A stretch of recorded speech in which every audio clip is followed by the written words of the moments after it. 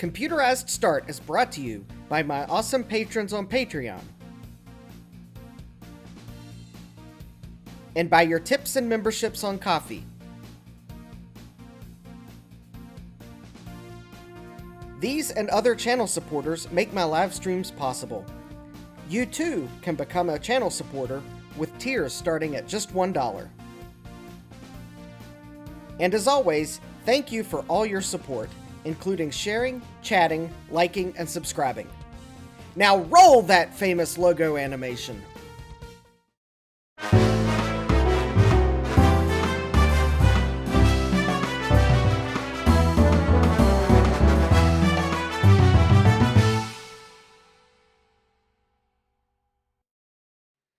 Good evening and welcome back to Computerized Start Live.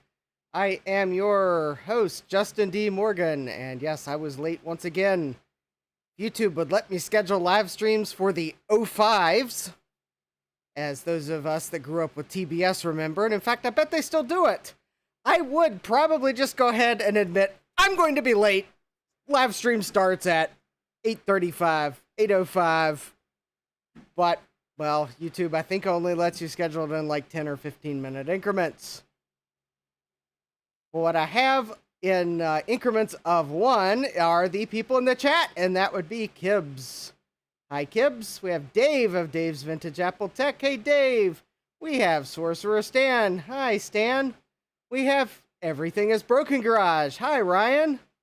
We have Trina's Technobabble. Hi, Trina. We have Adam McGee. Hi, Adam. We have Jack68K. Hi, Jack. We have Frank S. Hello, Frank. We have Retro Tech Chris. I knew I saw someone else here. Hey, Chris.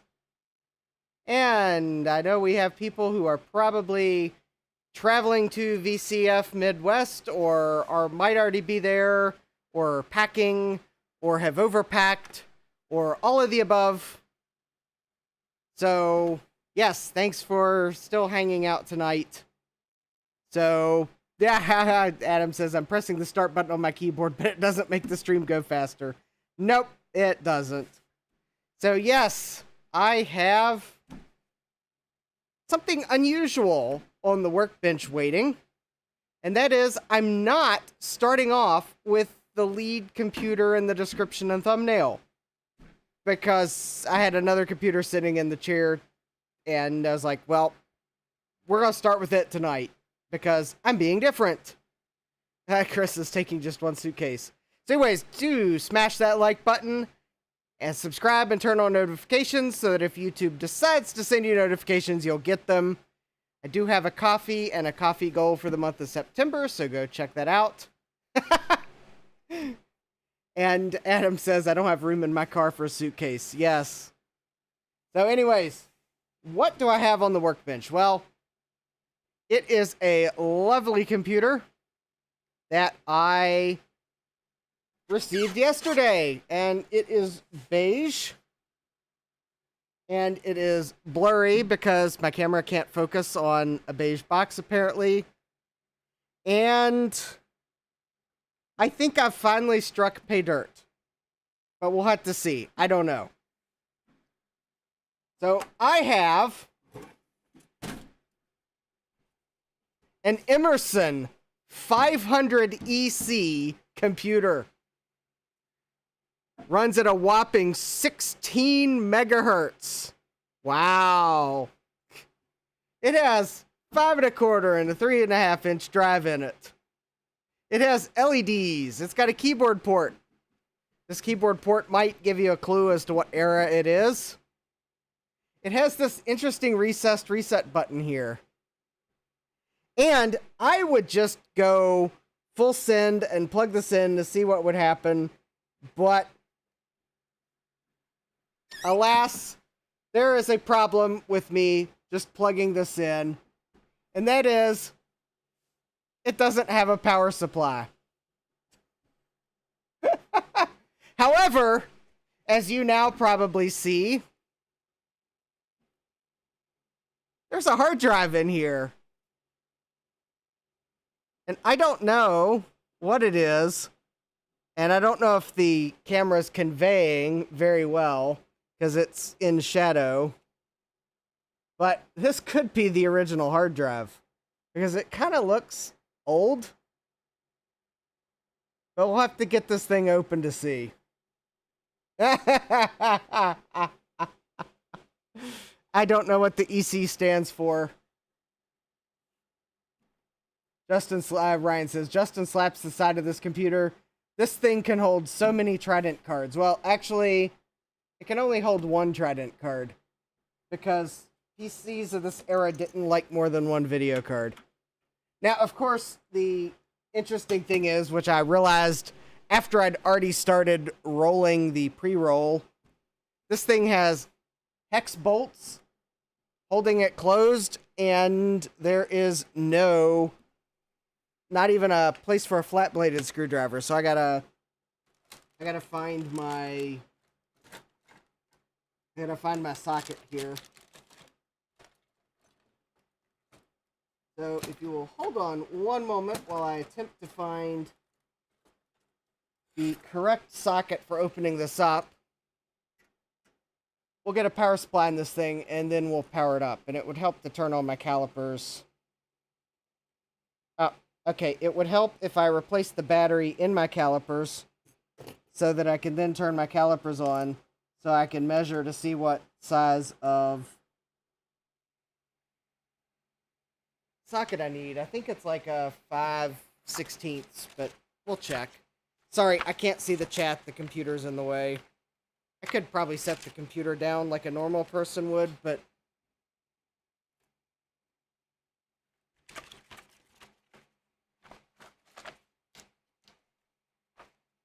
too late. We're moving on. All right. Yes, I just like it when my calipers just decide, oh, I think I'm going to eat the battery now. There we go. That's better. Oh. There we go. That's better.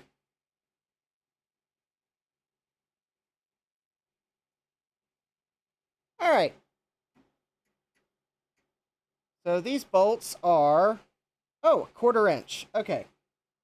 All right, so if you will please hold while I go find a 1/4 inch socket. I will be right back.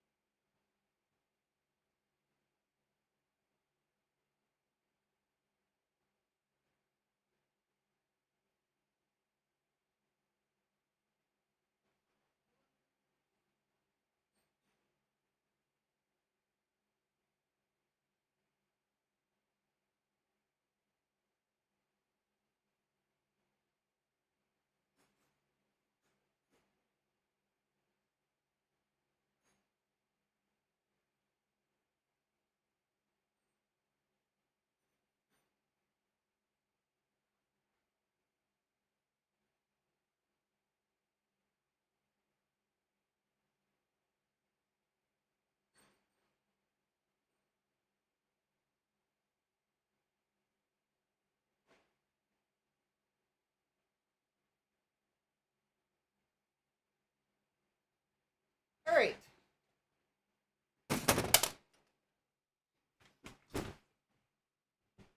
Oh, hey, Jeremy.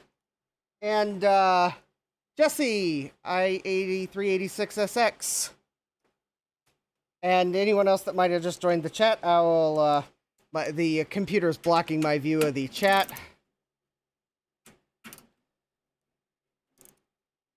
I had to fetch a socket because the screws in this computer have no... They're not even like the IBM ones that had a flat-bladed slot in them. These are hex bolts. Like they didn't want you to open this computer.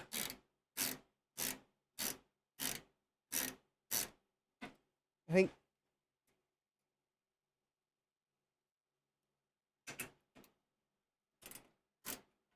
Oh! Jeremy, oh, cool, Jeremy. It looks like Jeremy got it to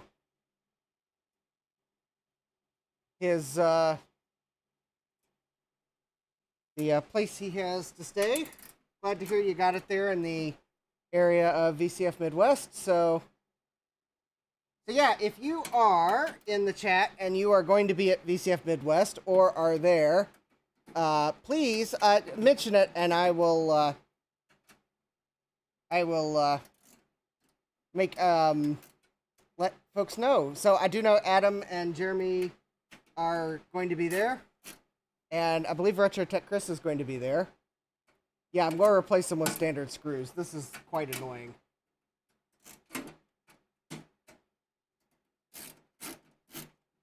And I do know from other photos I've seen, I believe Ron McAdams will be there. He might have overpacked his vehicle just a little bit.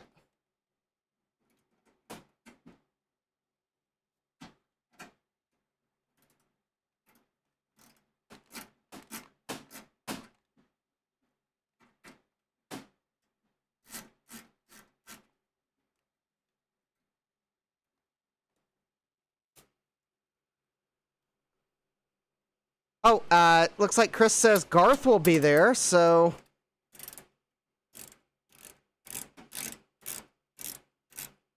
all right, cool. Chris is flying out tomorrow. The interesting thing is, Chris has a Raspberry Pi on his back deck to record the sound level of jets taking off and flying over his house. And I guess the interesting thing is, he could very well record the sound of his own flight flying over his house and then report it as being above the noise standard. Because I don't know what I don't know what direction. I know Chicago seemingly might be the wrong direction for that, but then again, I do know planes take off from a runway and then have to turn and go in other directions. So, yeah, it looks like Garth is. Oh, Rick from Rick's Random Retro will be there. Cool. Garth is already there.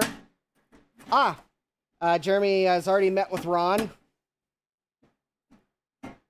during his halfway stop. Cool. I am going to fight with this case because apparently it doesn't want to come open willingly. Oh, right. Well, let's see what we got in here. This is first time I've had this thing open. So, this is the Emerson 500 EC. I have found little information on it on the internet, as with most computers. It is missing the power supply, and someone unkindly just cut the lead off of the switch. So, yeah, thanks to whoever did that. We do have a 3.5-inch floppy drive. We have a 5 1/4-inch floppy drive. We have a Western Digital old-looking hard drive. I'm glad to hear, Jeremy, that you did not drive 14 hours straight.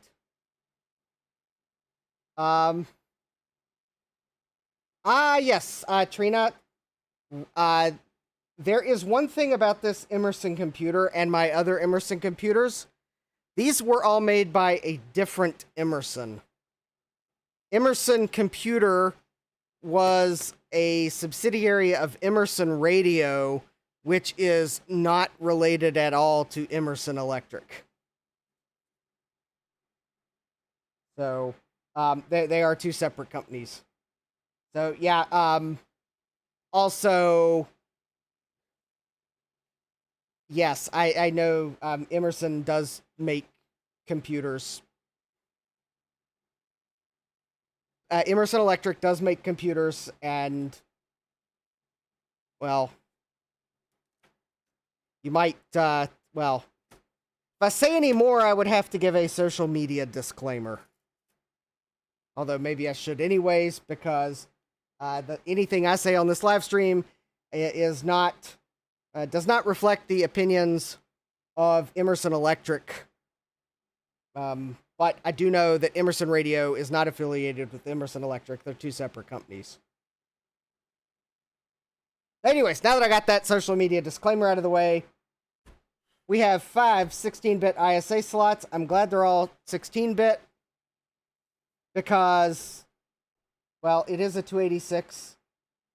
It's hard to see here, but there are 8 30-pin SIM sockets, which actually, for a 286 era, that's actually pretty nice, because this could have been an early...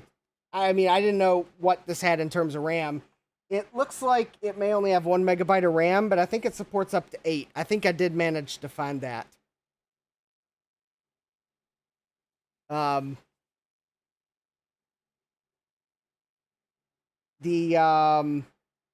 So we've got this chip here, and I'm trying to figure out what this is, because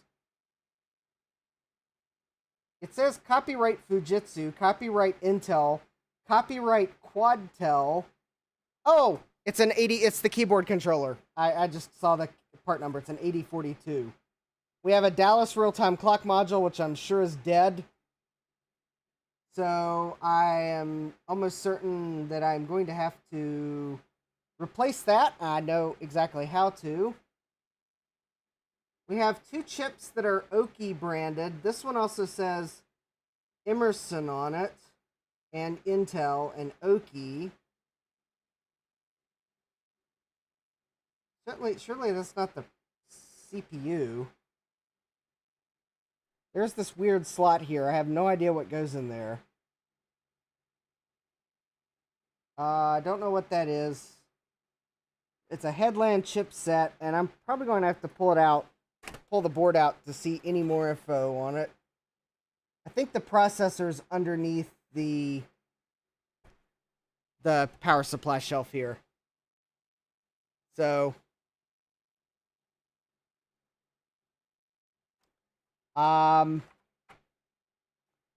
kind of... Okay.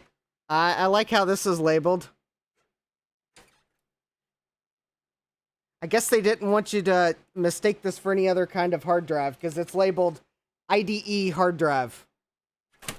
I guess to make sure you didn't plug something else into it. And then this one's labeled floppy drive, so I'm glad those are clearly labeled. Now, the one thing I see that this doesn't have, although I probably forgot from the auction listing, is it looks like someone did pull the video card. So I don't know what it originally shipped with, but it was probably some awful cheap video card that was going to give me trouble anyways. So therefore, I will... Because actually, I'm going to try to power this up. Let's see here.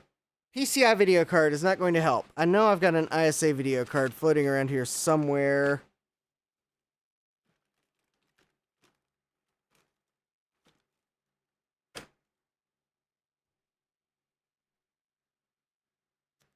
Looks like I hid a bunch of stuff from myself during the Mac stream.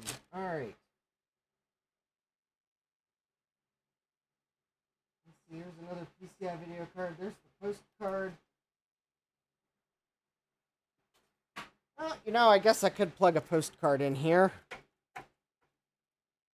Maybe just see if it even does anything before I plug in the video card. I have a feeling VCF Midwest is going to be huge this year, too. I will have to make that a next year goal to try to make it to more than one VCF event. And yes, I will make my second priority Midwest. That will be my goal for next year, to make it to at least 2.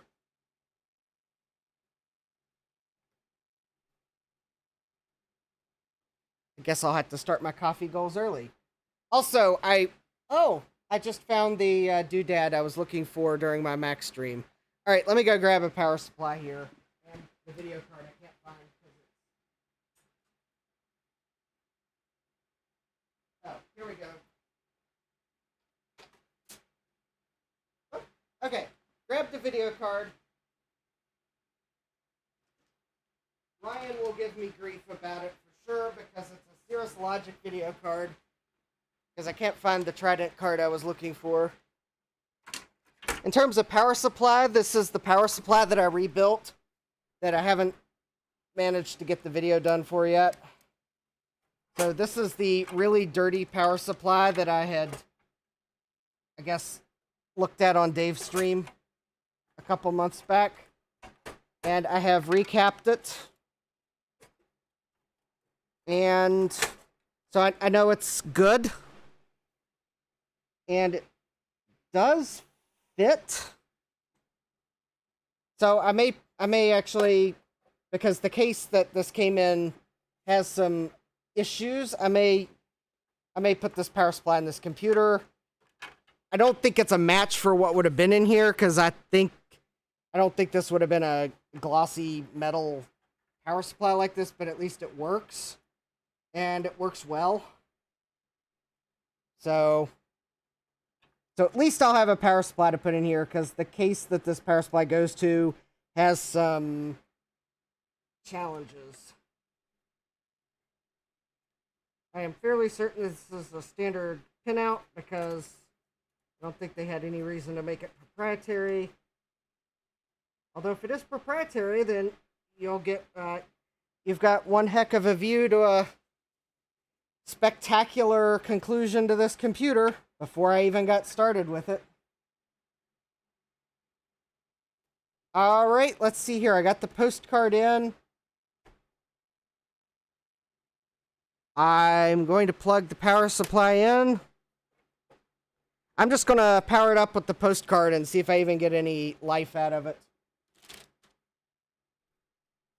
And okay, we're all going to have trouble seeing the postcard. I'm not plugging the hard drive in. I learned my lesson Tuesday when the hard drive died live on stream. I guess that the G3 computer I called Karen, I guess that was that G3 computer's final call for the manager when the hard drive booted once. I guess effectively asked for the manager and then decided it was never going to boot again. So if anyone wonders why I called it the Karen computer, yeah. It was acting, the computer was just acting like a Karen. So, all right, 3, 2, 1.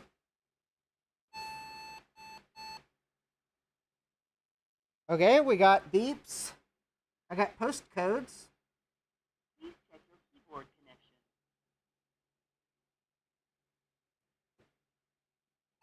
A system startup error has occurred.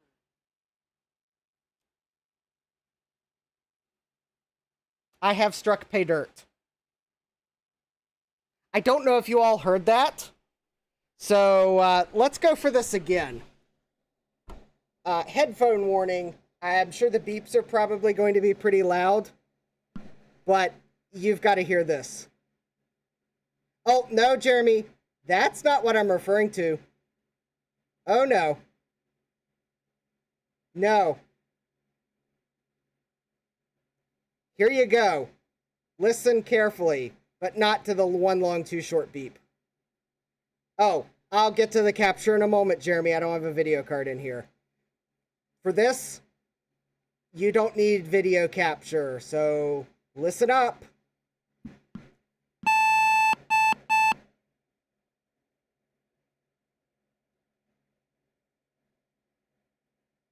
Please check your keyboard connection.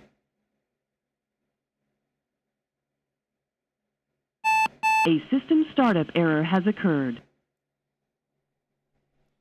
Jack heard it. I finally have found the talking Emerson computer, folks. Live on stream. You heard it. This computer talks. Unlike my Emerson 8000 EC, which was supposed to be a talking computer, and it won't say one word at all. This one talks, folks. This one talks.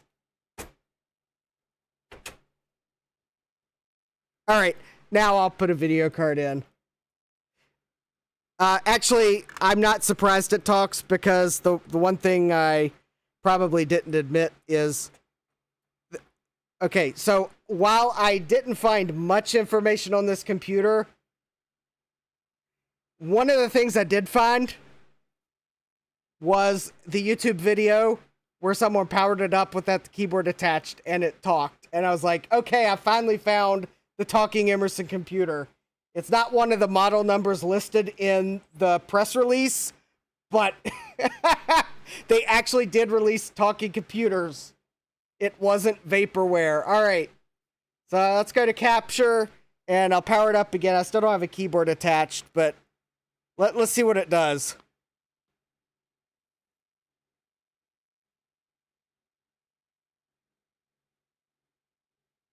Please check your keyboard connection. A system startup error has occurred. Actually, this speech isn't bad either. All right, let's get a keyboard plugged in, and let's see if we can't get into setup. And let's see if I'm gonna, what I'm gonna have to do to be able to get this thing to boot.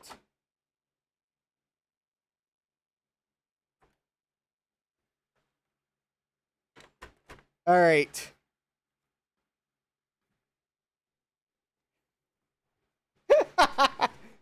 I thought it had, A system startup error has occurred. the CMOS battery is bad. You don't say. Oh, I have a feeling this is going to be that one of those annoying BIOSes that it is not going to remember settings at all. Folks, you all are very, very, very late for VCF Midwest. Apparently, according to this computer, it is the 99th day of the 99th month in the year 5599. And boy, these days are getting really long. Yeah, this reminds me. Yes, the talking Chrysler. Jack 68K. That's way Y2K compliant. All right. Yeah, I have a feeling that this computer is not going to be happy with that. I don't think it's going to be happy with the dead battery. It's probably not going to remember a single setting I give it.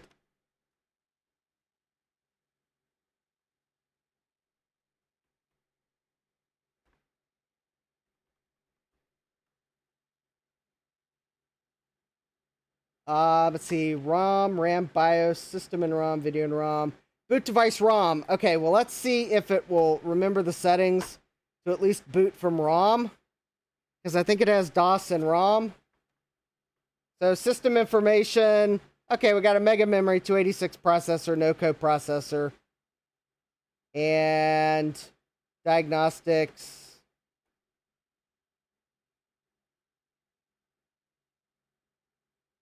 All right, we'll run a quick test here real quick. Well, Ryan, what kind of battery does this have? It has a Dallas DS1287 module that's soldered, so I'll have to put a socket in. But I know exactly where to get a replacement, thanks to my friends at PCBWay, who, if I remember to put the card up in the corner, YouTubers have trouble remembering which way to point, then you can watch the video where I built one of Necroware's NWX287 modules. So PCBWay is not a sponsor of the channel, at this time at least, but they did sponsor the build of that project, so thank you, PCBWay.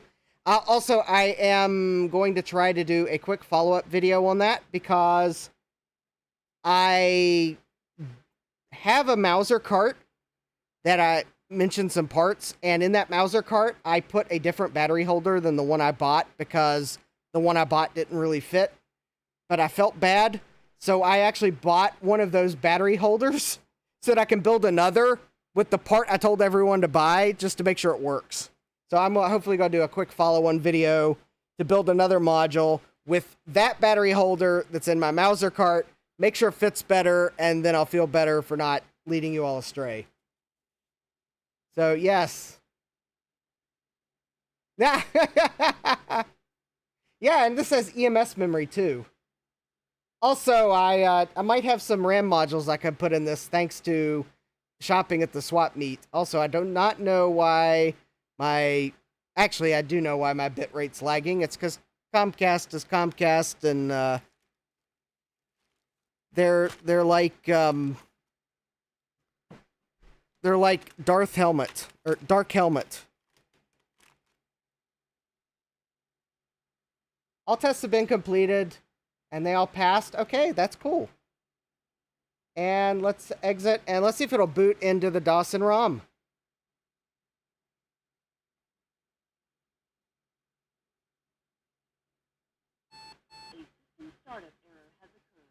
I do not believe it remembered one single bit of...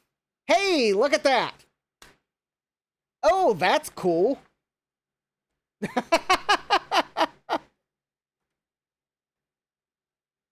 Oh, I should have known that. Okay, the good news is the DOS in ROM has a few more commands than my Emerson 8000 EC. The bad news is they didn't put the mem command in, so I can't show you that there's EMS memory available. Yeah, no, Chris. I think that's one thing that made some of these Emerson computers a bit neat, is they were one of the few companies that put DOS and ROM. I know Tandy did it, and Emerson did it, and I don't know if anyone else did it. Yeah, Chris is asking, where's DeskMate? Bad commander file name. Doesn't have DeskMate. Yeah, volume and drive C is ROM disk. Hey, Steve! Mac84 Steve's here. Ryan, everything is broken garage. Hashtag fake Septandy. Love it, Ryan. Love it. All right, this is awesome. This computer powers up. It's got a mega RAM. It's got a hard drive in it. Steve says bad EEP or file name. Oh, you know, Steve missed the... Okay, so Steve missed the pièce de résistance with this computer. So so I'm going to do it one last time. And then I think I'm going to go to the... oh, hey, Scarlett. Scarlett, the four-eyed Cuda says debug. Okay, we can run that debug command. But I want to, since we had Steve join, a couple other people join, I got to do this again. I think this is cool because I finally found one of the Emersons that actually meets what the press release I read about them. So I've unplugged the keyboard.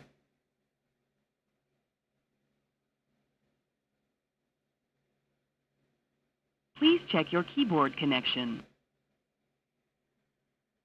Good night, Trina. A system startup error has occurred. Yeah, let's see if I can run ver, because I think that's a built-in DOS command. All right, let me plug the keyboard back in so I can, let's figure out what version of DOS it is. And, yeah, let's do a little more exploration.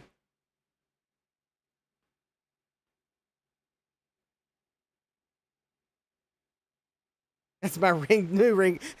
Steve says that's your new ringtone, Justin. A system startup error has occurred.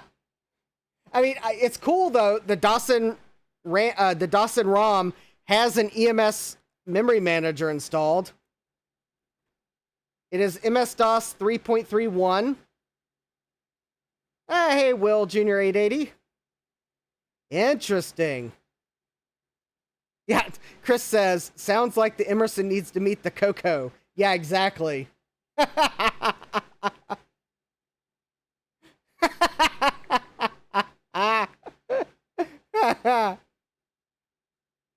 Well, good luck calling Emerson Radio and getting that voice profile because their computer divisions went, yeah.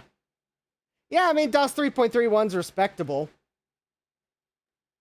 Although it's not much newer than the one that's on my Emerson 8000 EC. It's got DOS 3.3 in ROM. It doesn't have MIM. All right, Scarlett. And Steve says, I have a quote talking VCR it should meet. If I can find someone locally that has the one of those Chrysler cars that talk, maybe I can maybe this computer should meet the Chrysler. Was it the Chrysler LeBaron or something like that? All right. So Scarlett said I should run this command. Oh. Oh.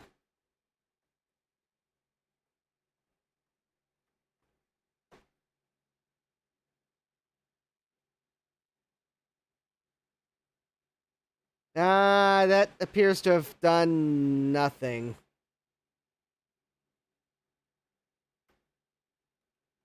Yeah, that locked the computer up. Yeah, that looks like that locked the computer up really,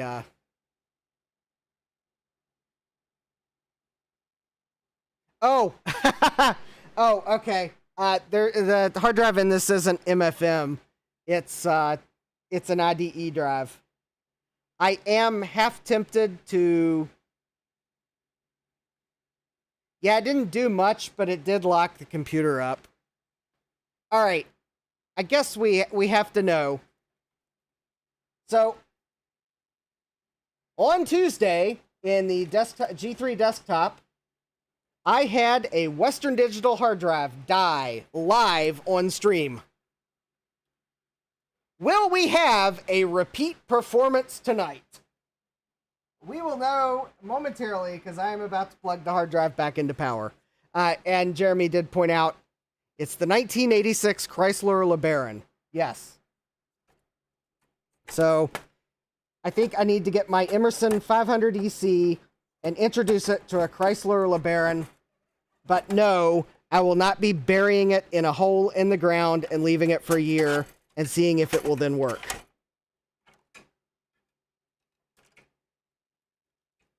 Because first of all, I think this is the first working 286 computer I've managed to acquire. Second of all, it's actually a respectably fast 16 megahertz 286.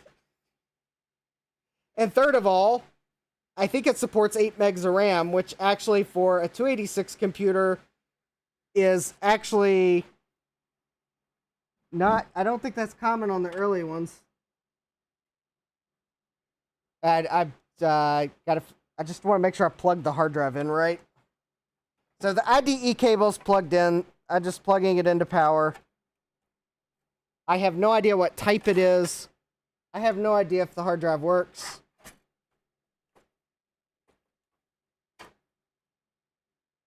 We will see in a moment. In fact, actually, why don't I just go ahead and plug the floppy drive and the floppy drives into power too, see if they seek. I think these might actually be...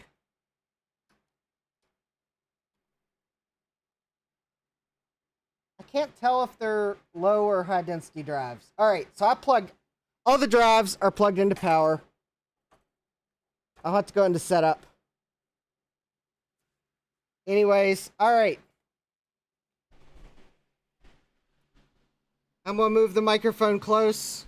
Well, it doesn't want to stay close. It's probably afraid the hard drive's going to do something funny. All right. I'm going to leave it on table cam in case the hard drive decides to go up in a ball of flame or something like that. All right, 3, 2, 1.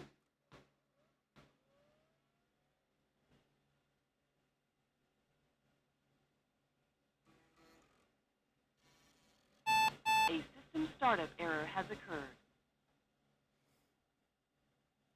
Well, I can't tell if the hard drive's spinning or not. I mean, I seemingly thought I heard it spin up.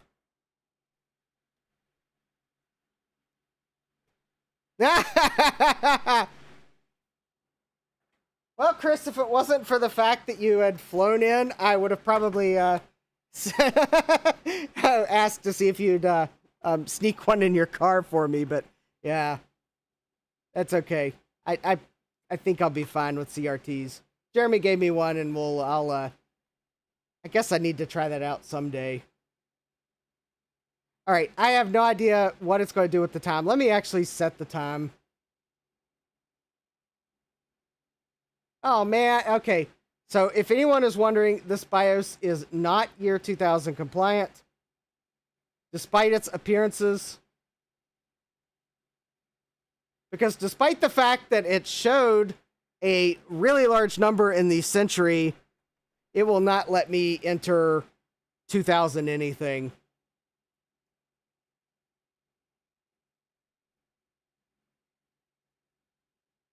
All right, internal floppy enabled. Internal IDE enabled. Let's see, I think the... Oh.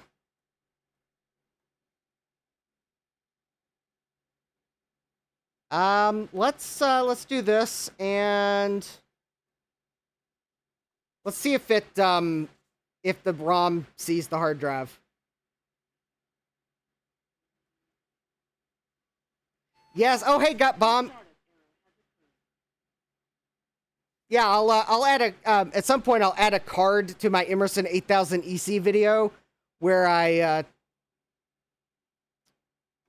mention that it supposedly talked according to press releases, but it didn't talk. There's no chip in it.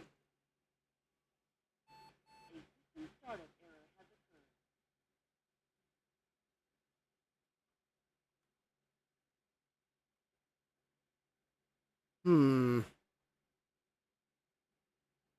it doesn't appear as if okay,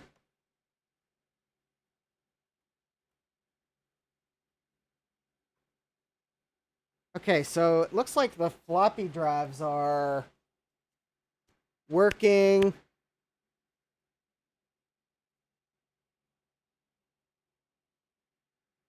Oh, here we go.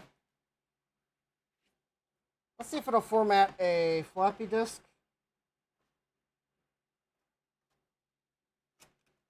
Oh, this is an Emerson 5000 EC computer that I picked up on eBay.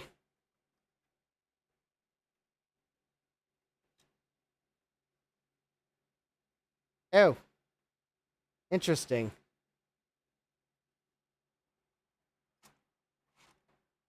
Oh, you know, I bet this isn't a high density floppy drive. I bet this is a low density floppy drive. Oh well. Yeah, it's a 286 16 megahertz mega RAM. Video card was pulled from it. The original hard drive's still in there. I'd kind of like to see if it sees the hard drive, but I think I'm going to have to boot.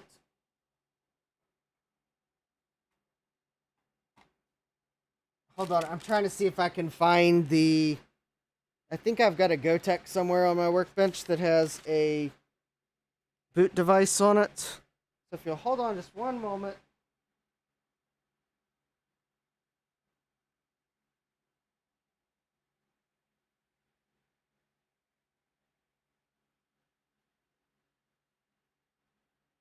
Because I know I've got it, because I remember I had trouble with it last week. This computer didn't want to read the thumb drive. Hold on. What was I working on last week?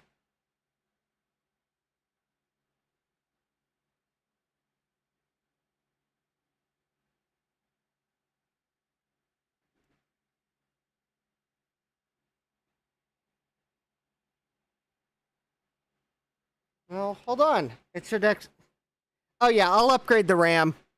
The thing is, to get to the RAM, I'm going to pull the motherboard out. It's the way it's in the case. I don't think I can unclip it without removing the motherboard. My Emerson SX386 is the same way. The RAM is, well, actually it's worse. On the SX386, the RAM is like completely under the drive bays, all of it. On this one, I might be able to get the first 4, but it would be really tight and the clips are plastic, so I'm probably going to pull the board because I'd like to, well, if I want to put an FPU in it, I'll need to pull the board out. Because the FPU socket is under the drive bay, I can tell. Would like to figure out what this weird slot is in the front of the case. I mean, it could be a memory expansion. But it seemingly doesn't have enough pins.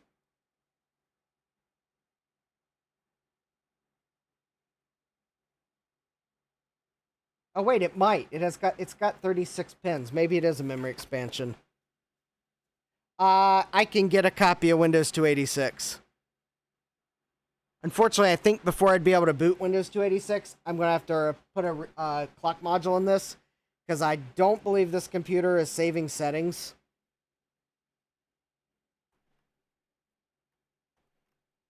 Wait a minute. Oh, okay, that's cool. Control-Alt-S gets you into setup. Even from DOS. It is... No, it is not saving all the settings. Because it should have saved that as a 1.44 megabyte drive. And I don't know what type of hard drive is actually in here. I may have to pull the drive out.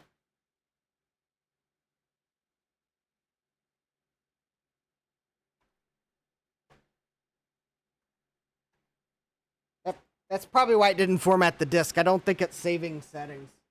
Well, let's see what it does while I try to find the thumb drive that I know is on my workbench. A startup error has occurred. Yes, I know. The CMOS battery's dead. So if I go back into setup...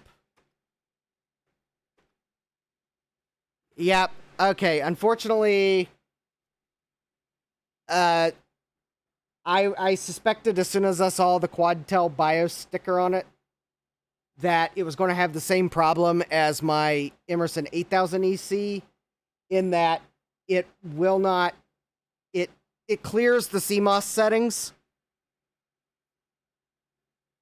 if the battery's dead in the module. It doesn't matter if the setting... It's not like it...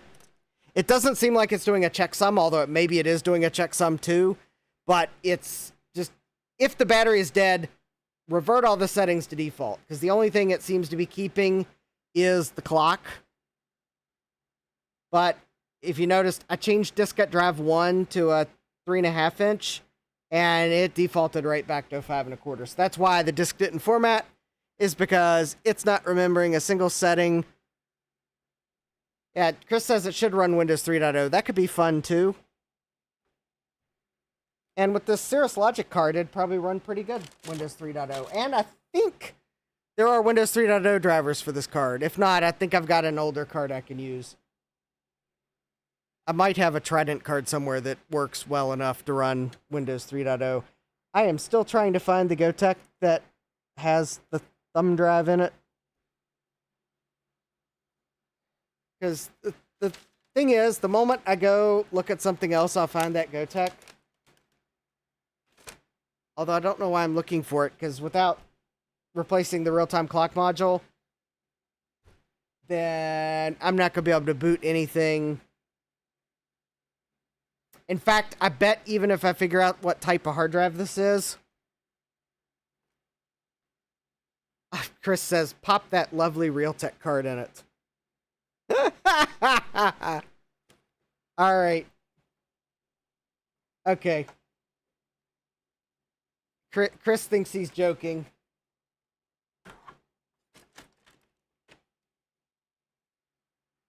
Alright, I think I got that Realtek card here. So... if y'all thought Trident cards were bad, Hold on to your seats if I can find the card. Should be on my workbench.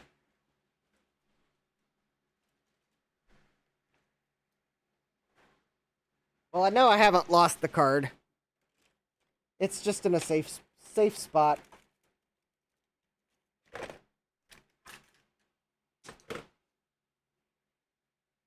Okay. Oh, maybe it's not on my bench.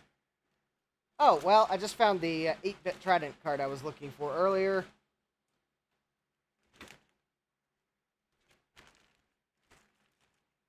Alright. Oh, I bet I put the card on my shelf over here. One moment.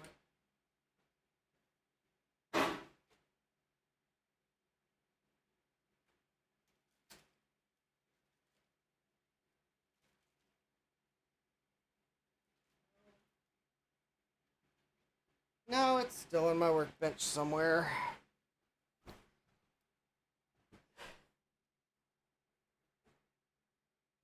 Well, I sure thought I kept it on my workbench to keep it safe. It seems like nothing's safe on my workbench.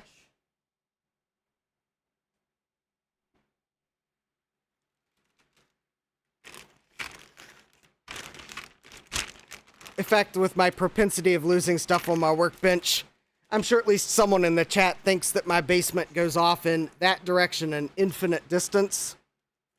And that's how I manage to lose things, is because things just start going that way, and I'll never get to it.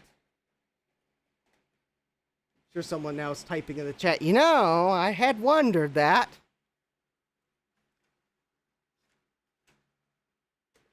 Yeah, who knows? I mean, how do you know that you look at my house on the satellite view and you think, oh, yeah, it looks like a standard single-family house, and how do you know that my basement doesn't just go off and for miles that direction under my neighbors' houses? It doesn't. No, my basement's not that big.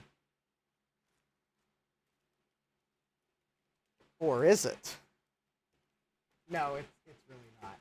Jeremy's been in it. He knows. Jeremy can vouch that there's only like, I think, it's like 3 or 4 feet before you get to the other wall on the side of my workbench. Yeah, I still managed to lose plenty of stuff. All right, Chris, I'll have to find that Trident, that Realtek card. It is, I probably set it in a different pile to keep it safe, and I can't find it. Yeah, Gut Bomb says Gut Bomb says your basement is the Cheyenne Mountain facility with the Stargate. Jeremy says it's my basement's bigger than his. Yeah,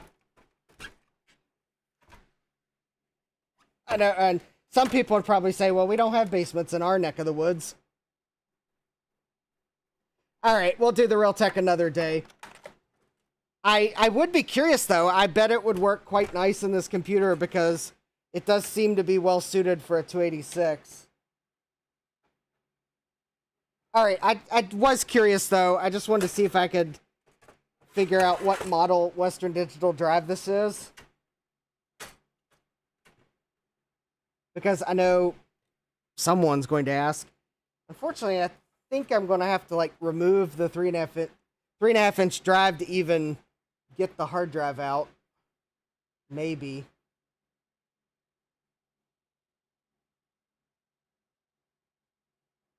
Yeah, it's going to take more screws to get to it. But let me see if I can at least see what the model number is. And then we'll set this aside momentarily, and we'll go to the Compaq LTE 286. Because I'd like to see if I can't get it powered up. Alright, but anyways, if anyone's wondering, the hard drive is it's a Western Digital WD. Okay, this is weird.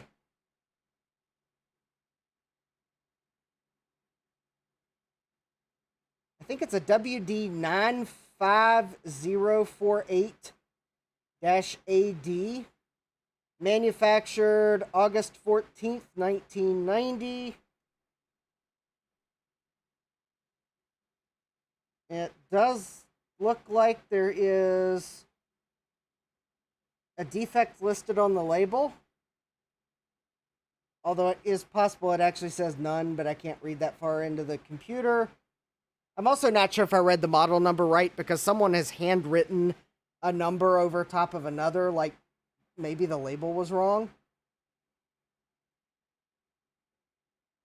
WD, I think 95048. Is that, I wonder if that part number actually lines up. Hey, Bruce. WD 95048-AD.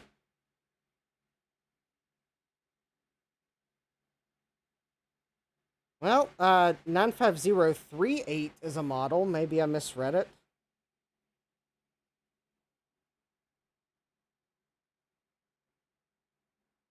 No, it's quite clearly a 4. I think it's a 40 megabyte hard drive.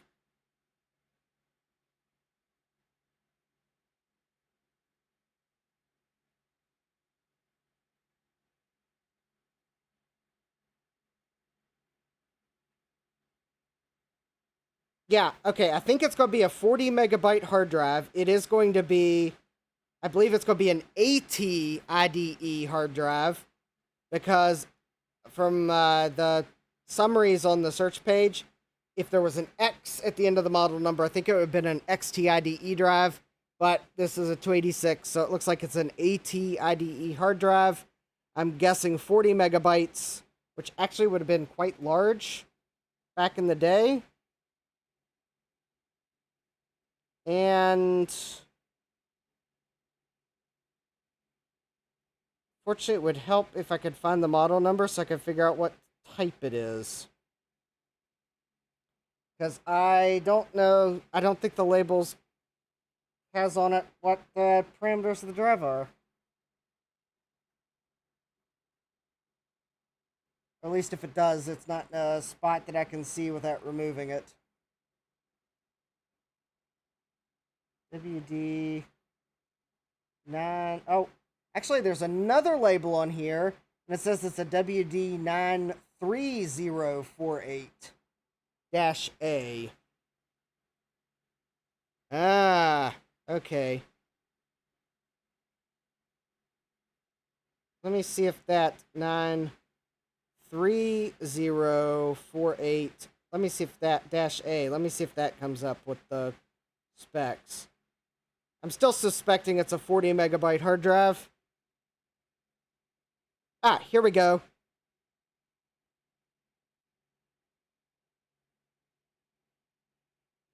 Okay, if it was the X version of the drive,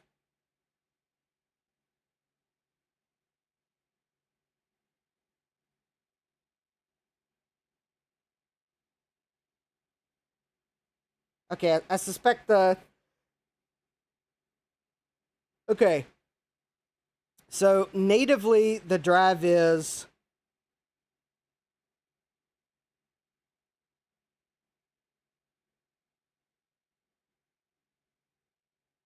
Oh, this makes no sense. I don't know.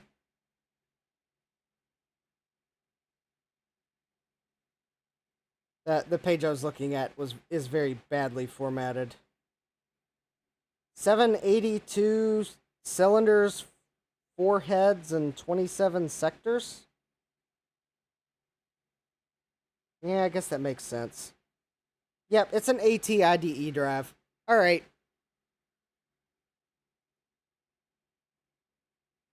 I guess if I get really interested, I can pull a motherboard out and plug the drive into that and see what happens. So, anyways.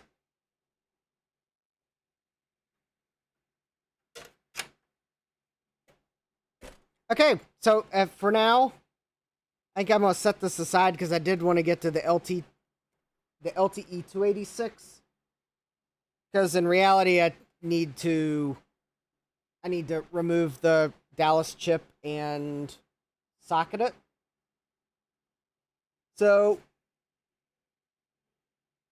let me go get the 286 LTE 286 power supply, because the first thing I need to do to it is recap it and repair it, because it's got some gnarly electrolyte eaten traces on it.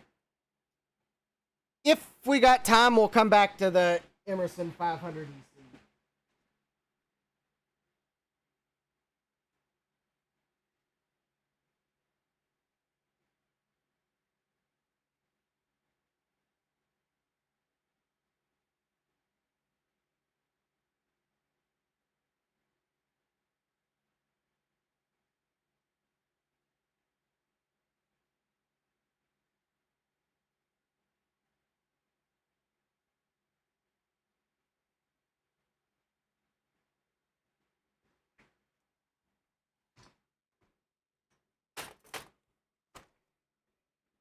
I don't know if you want me to zoom in on this, but you probably... Actually, I think the way to phrase it is, you don't want me to zoom in on this, but I'm going to anyways, because you'll ask and then you'll realize why you probably don't want me to zoom in. Alright. See here, I need that and that. So this is the power adapter for the LTE 286 laptop, which is a Compaq. It is one of the mini Compaqs on my repair pile. So I have previously tried repairing this laptop on stream. I've recapped the motherboard in the laptop. I tried to power it up. The power supply was not happy, and I guess the summary is leaky caps and nice dissolved traces. So I don't know that any of these traces are actually broken, but there's a lot more solder mask that I'm going to have to remove.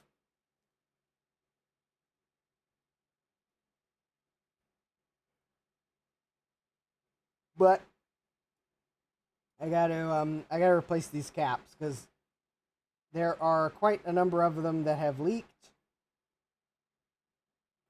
And the really annoying thing is, this is one of those Aztec power supplies that has the daughter board on it, so that's just going to make it even harder to recap, because there's caps on the daughter board. So I think I'm actually going to have to figure out which pins go to this daughter board and just remove it, because I don't think I'm going to be able to recap this any other way. So there's no time like the present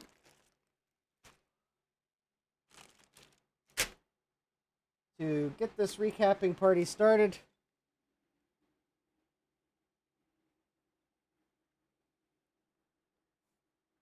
Because the only way I'm going to get this powered up is to get this looking better.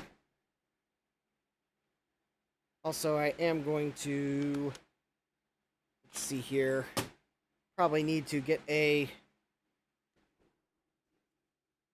yeah, Jesse says recapping those power supplies is anything but a picnic. Yeah. Alright.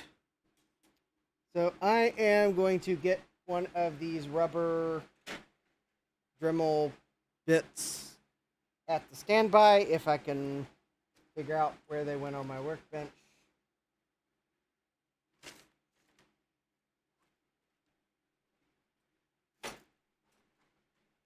Or maybe, just maybe, did I manage to put them in one of the drawers like I should have?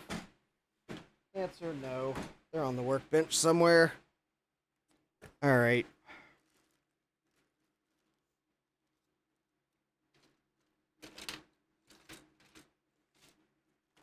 Well, now I know why I can't find screwdriver bits upstairs, because those bits are all down here. Alright.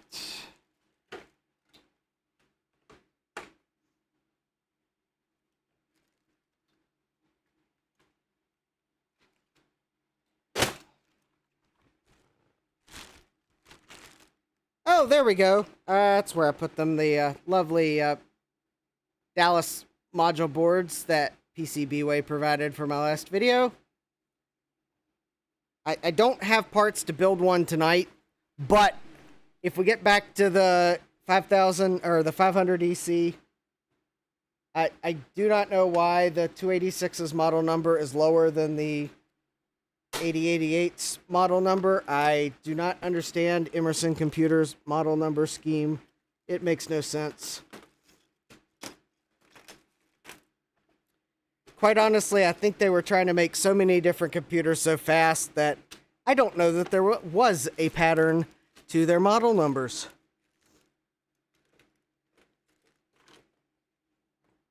All right. Good night, Chris.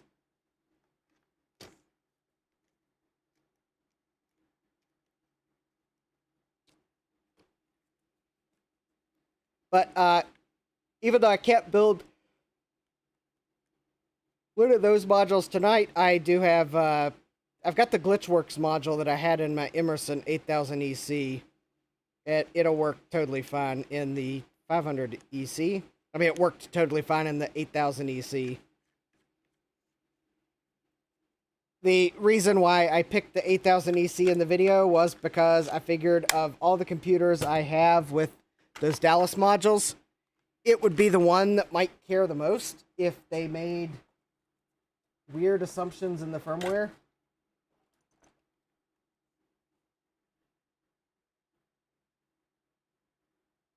All right, so the first thing I'm going to attempt to do, probably after realizing I'm going to have to put new solder on the two. Oh, or maybe it's going to cooperate. Is I'm going to remove this solder board. Wish you all were here. It smells like fish.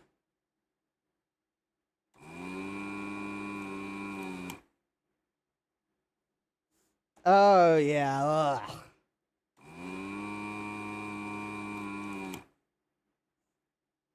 Oh, yeah. Ooh.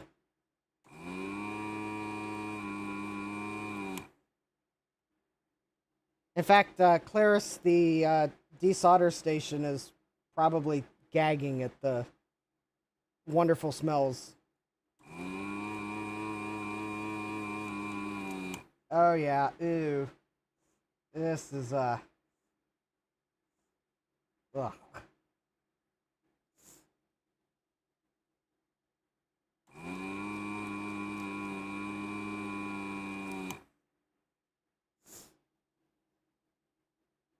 Yeah, major move. Now, seriously, I've got a Claris sticker on top of my solder station. I actually ordered it specifically for the purpose.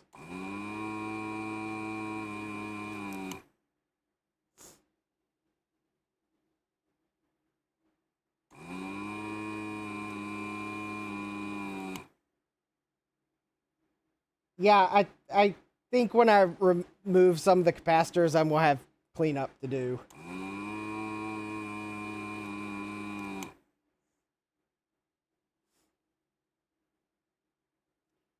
Yeah.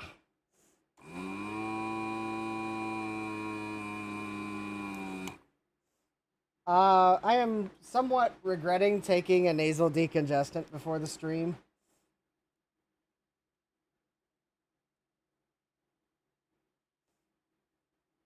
Ugh. Ugh. I think I would have rather had my sinuses more congested. Okay, well, at least I got the daughter board out, which has 3 capacitors on it, which, given how leaky the other capacitors were, I doubt this. I suspect these leaked too. Ugh. Okay. I'll deal with that momentarily. Alright, I believe that a number of these capacitors I have actually already desoldered, and they're being held in place with bent leads because there's no recapping guide for this board.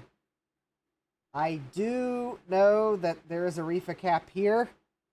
That's going to be fun to remove. And there's a refa cap here. I think those are Y class. The X class cap is not a REFA. Yeah. Yeah, Jesse says, yeah, I agree with you there, Jesse. That I can definitely tell that I can smell.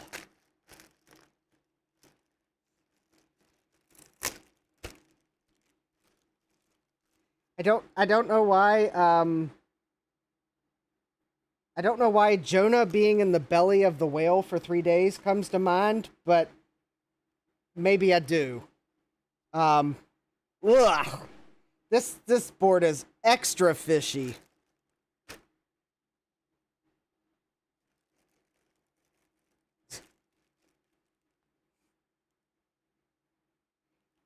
All right, so the thing is, there's no recapping guide, so I kind of don't want to.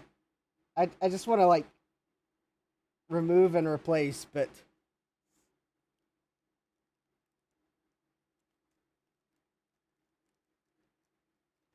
I also need to get some of the solder mask off, I think, before.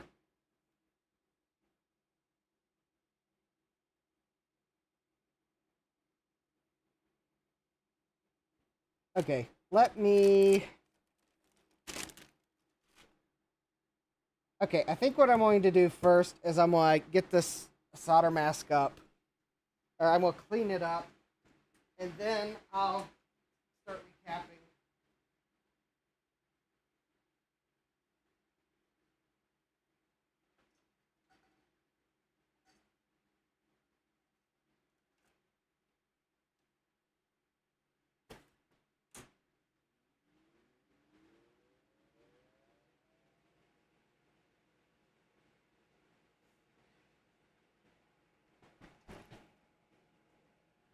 There we go.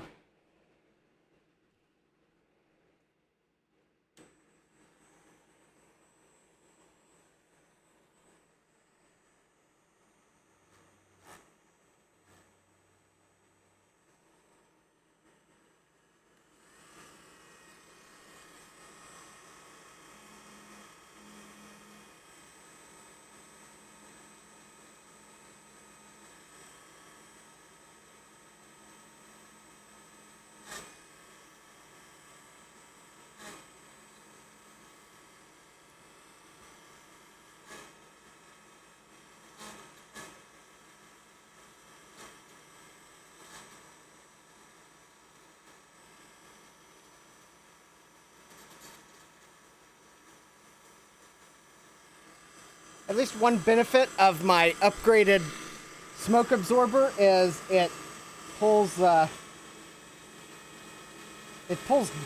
dust in better too.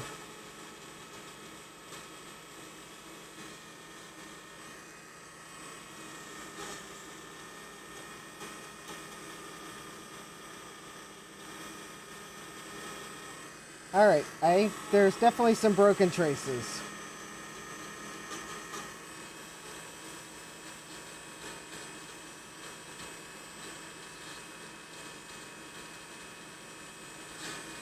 Probably should have been no surprise.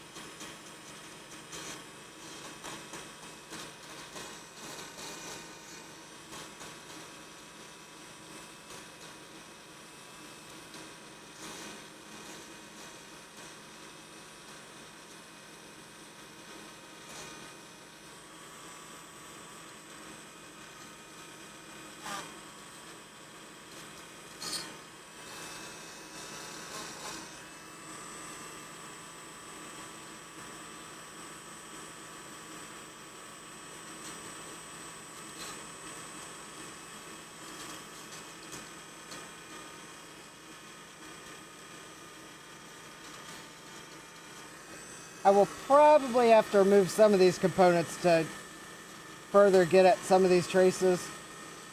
I wanted to see what I could get up with components in place, because that makes it easier to remember where things go back.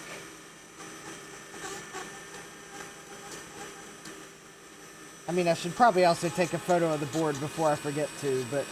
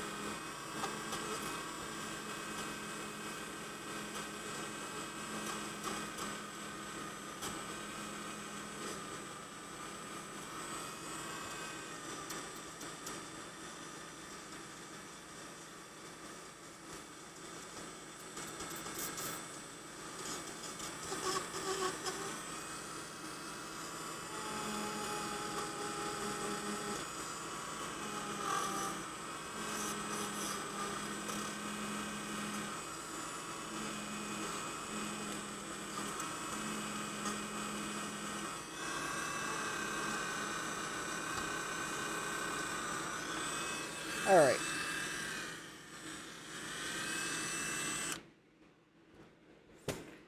Yeah, like getting your teeth cleaned, except this is kind of more like,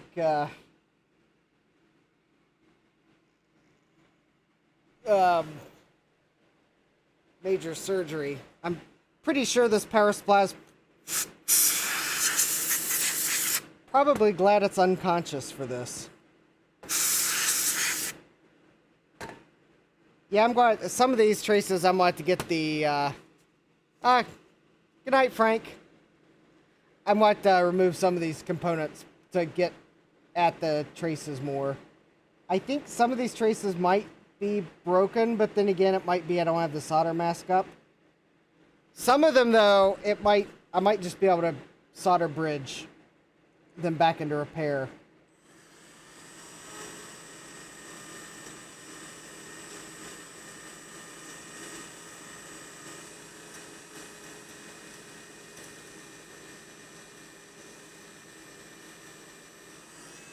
Oh, actually that one's not broken. Okay.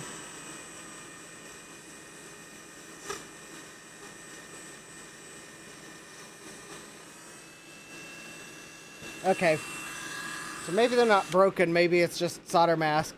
Anyways, what I'll do is, well, we'll see how far I get on this. This might be a multi-live stream repair project. But anyways, let me grab a couple photos.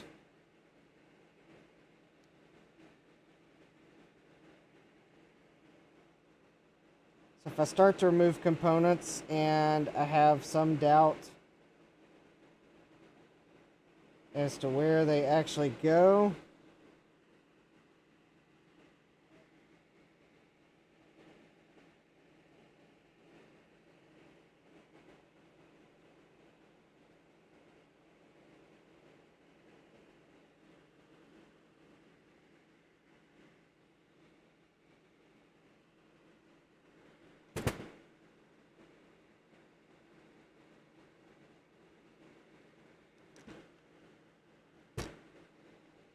Alright, I'm not worried about the daughter board,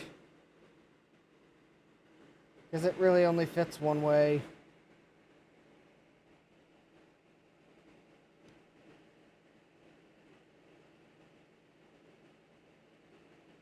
Not really too worried about that side of the board, because the corrosion is mainly concentrated around these I think these are the main culprits. These ones here and this one. I mean, I am going to go ahead and replace this cap, just because it's kind of... No, actually, the original is not underrated.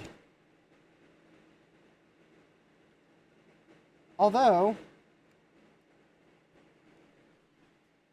I do have the fancy LCR meter. Oh, I am not going to be at VCF Midwest this year.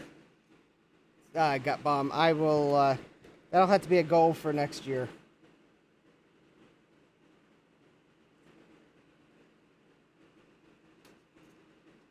Kind of, I think the choice partially came down to, do I go to VCF Midwest, or do I get the chance to take an actual vacation this year? And, well, since it's been so long since I've taken an actual vacation, now that's the route that's what I picked.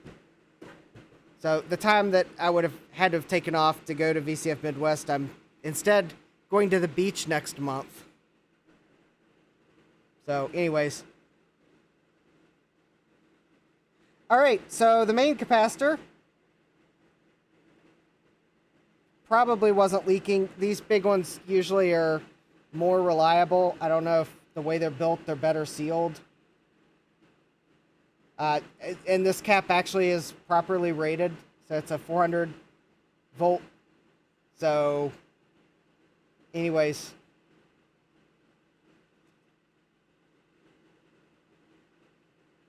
Convid. Got Bomb says, go to the beach instead of getting convid. Yeah, exactly.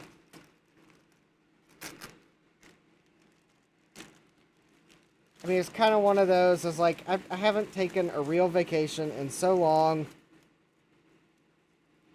And my parents were, like, you know, it doesn't cost us that much more to get an extra bedroom in the condo we rent. So would you like to go to the beach? I'm like, I thought about it for a moment. I was like, yeah. Because I hadn't been on a real vacation in a while, so... Yep, I'll be going to Myrtle Beach. And the fact that it's off season doesn't bother me one bit. I'm not a big water person anyway, so it's not like I'm going to go swimming in the ocean or anything. I wouldn't be doing that anyway, so the fact the water is going to be frigid cold, I don't care. I don't know where the condo is. They said North Myrtle. It's just, and it's not, they don't have, it's not like they own the condo. It's just they've got this particular place they like to stay. So, they usually get a room there every time they go down. So, yeah. Yeah, it's somewhere in North Myrtle. I don't remember if the place they stay is beachfront or if it's like beach view. But the thing is, though, it's off season, so it's whatever it is, it's not that bad at all to rent off season. Yeah, we'll have fun. I mean, and the cool thing is, yeah, Jesse says, just go to the beach with your Compaq LTE. Don't tempt me. I would so totally just take a laptop like that to the beach so I could just do writing and not be distracted by other things. If I was so inspired to write something, I got a laptop to write it, but I wouldn't be tempted to like do actual work. Work. All right, so there we go. One cap down. So on this side of the board, I'm just gonna recap it because I think these are. I don't think these leaked. But when I start to get it on this side of the board, I'm probably going to have to remove components and clean traces. But there's really not any trace damage. Well, okay, it looks like these traces, I need to clean them up. I'll be able to get better to it when I remove the refa cap here. Because I need to kind of get... I need to kind of get closer to where this solder point is, so... Yeah, if I can get the I mean, who knows? If I can get this 286 working, it might be a good one to take, just to be like a, hey, I can write. All I need is a text editor. Although I probably would actually take like my 5280 or something like that.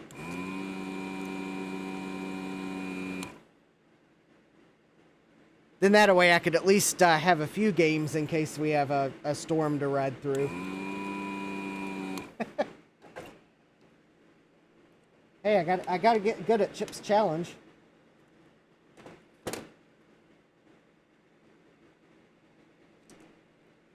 All right, there we go. Ooh. Yeah, that reef got a nice big crack through it. All right, I'm pretty sure I ordered replacements.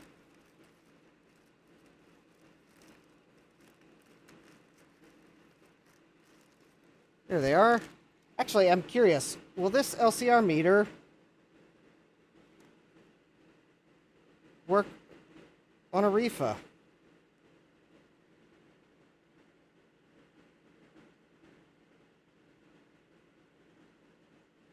Well, it's rated at 47,000 picofarads, and it's reading at 5.5 nanofarads. Well, I mean, it's probably would still be okay. Ah, Mikey. Oh, hey, Mikey. He says, TRS-80 Model 100. Ooh, that would be another tempting one. I mean, I could take my latest...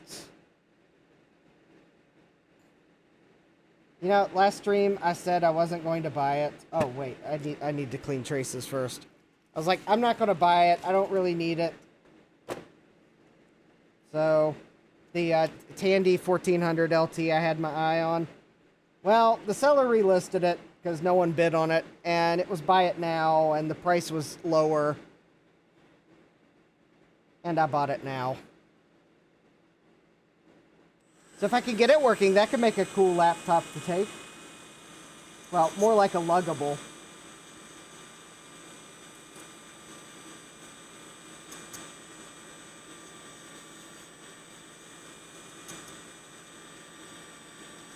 It probably didn't help that I was reading a description of it online, and the website I was reading said it had a really nice keyboard.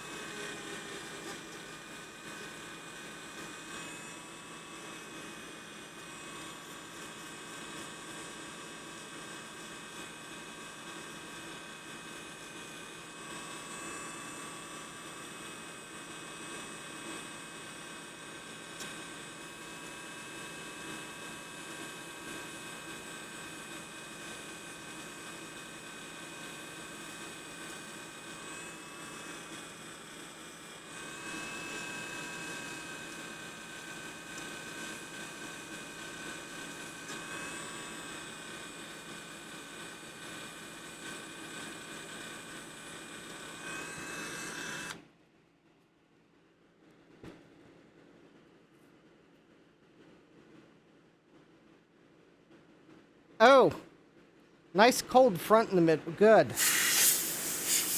I mean, I guess not good if you're actually in the Chicago area, but good. Hopefully that means the cold front's coming our way, because it was,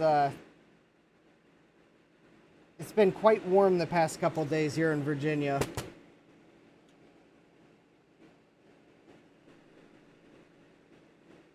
Oh yeah, I know. Thomas is. I don't think Thomas has joined the stream. He usually asks me how's the basement.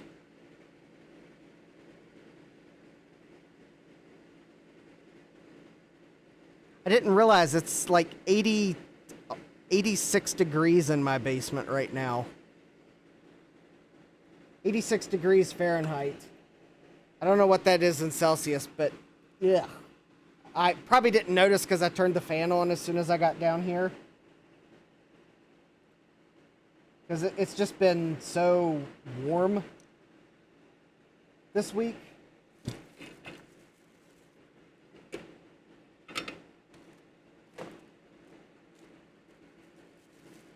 Yeah,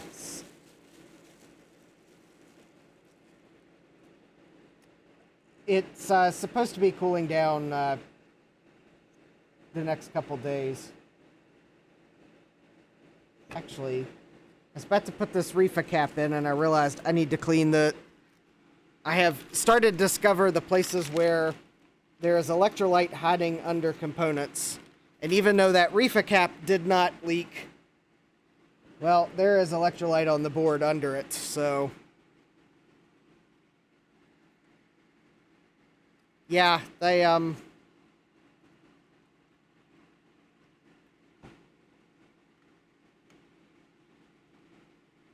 So, yeah, I could definitely say if you want to...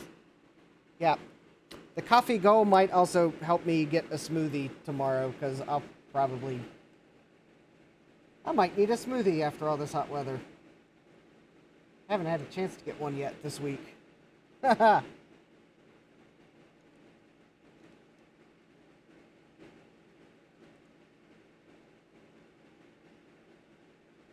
I mean, granted, I'll just get one from Sheets because the next closest smoothie place is too far away, but...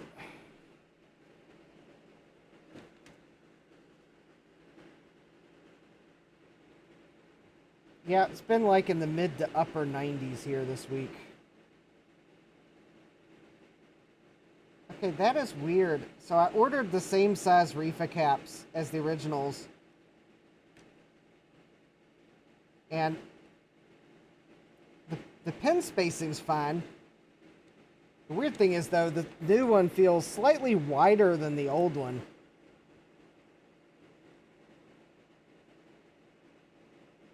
Oh, I just realized I got more,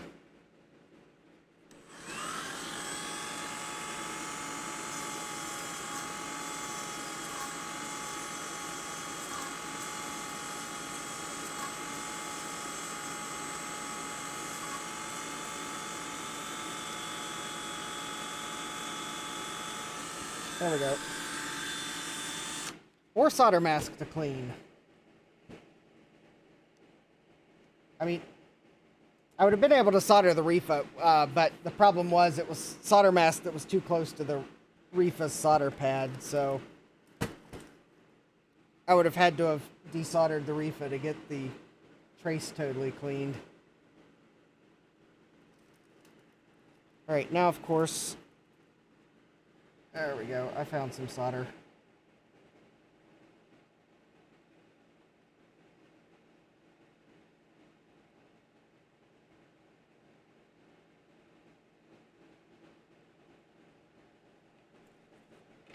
Okay, there we go. Guess I should probably go ahead and get this other reefer while I am de-reefering the board. And this other reefer is not in a particularly easy place to get to.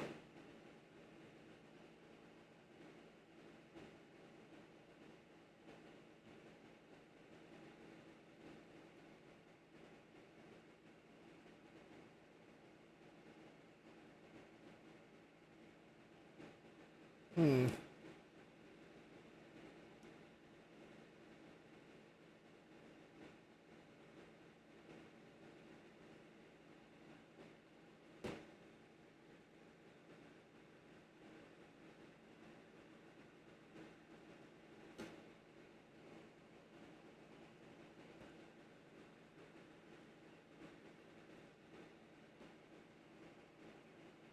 All right, let me see if I can't.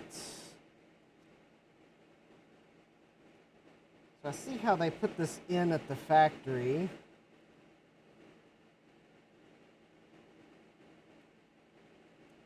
You know, I'm almost tempted to just remove this REFA and not put it back.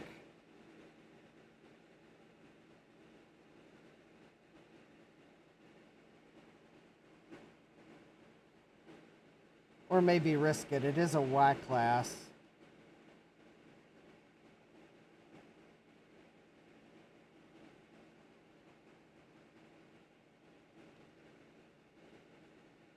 Although maybe I can just cut the leads and solder the new one on. Maybe. All right. Maybe that'll work.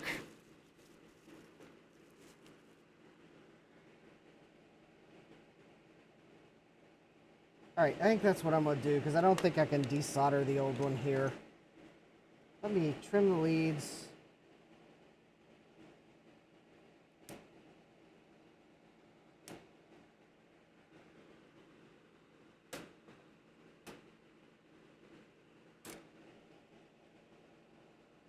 And then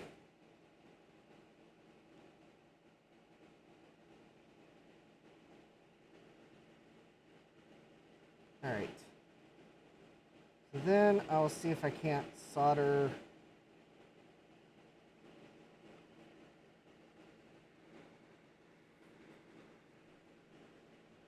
this side first because I think it's the one I can get to easier.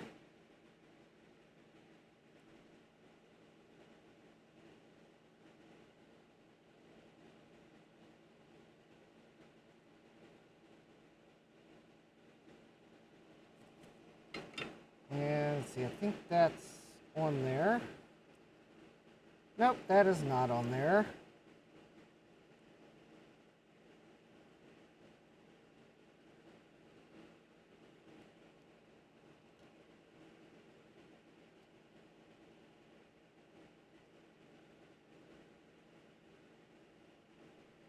All right.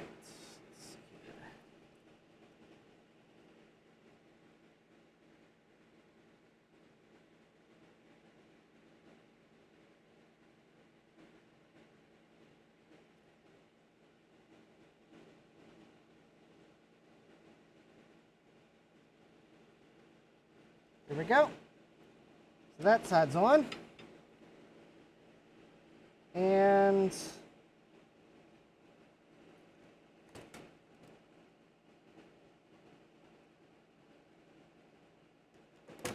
this is called, I decided I didn't want to find out the hard way that one of my neighbors is a ham radio enthusiast.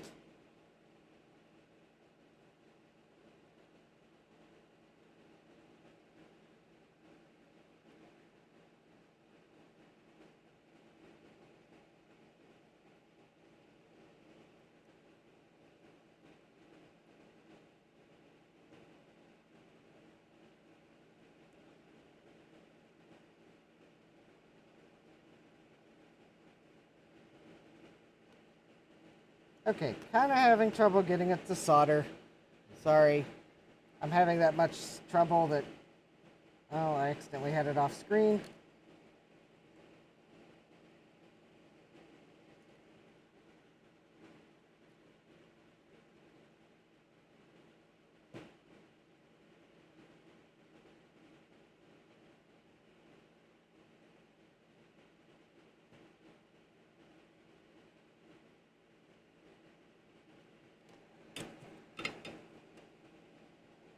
There we go. Hey, I think I got it in.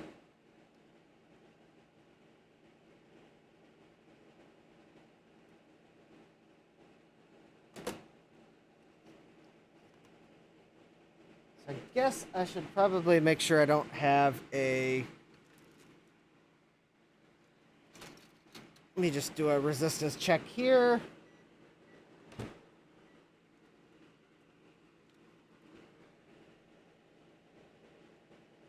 Make sure I didn't make a short. Nope. Nope. Nope. Alright. We're good. Oh, hey Thomas.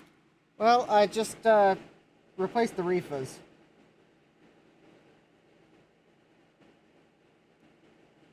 You missed the talking Emerson computer, but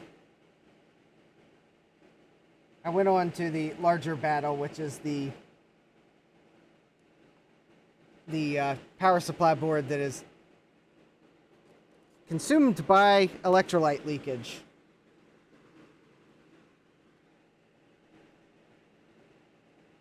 So let's see here. I'm going to remove these 4 capacitors here,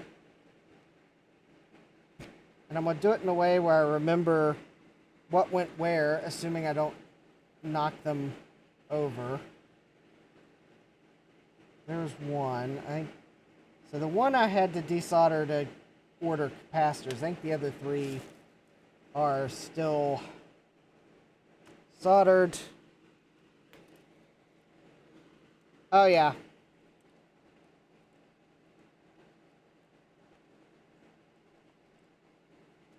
Yes, I had finally managed to find one of the Emerson computers that actually talked.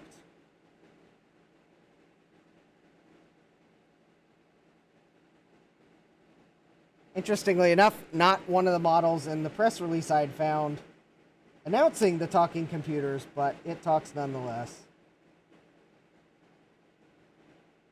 Now the interesting thing will be to see if I can figure out, is there a way to make it talk it from DOS? Because so far it's simply told me in a much nicer voice than if you watch my Emerson 8000 EC video, I think I called it the part 2 video. My impression of what I thought it would sound like definitely was more robotic than it actually sounded.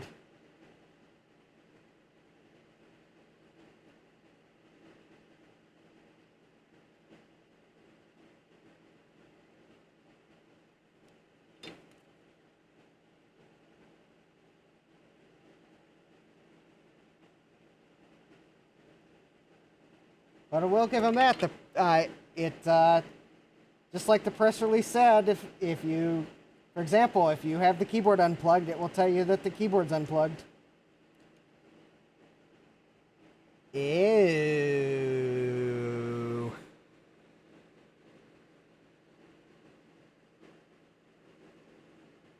I don't think my camera wants to focus on the grossness on the bottom of this capacitor. I believe that was one of the... Ew, ew, ew, ew, ew, ew. I think that capacitor's new name is Major Leaky.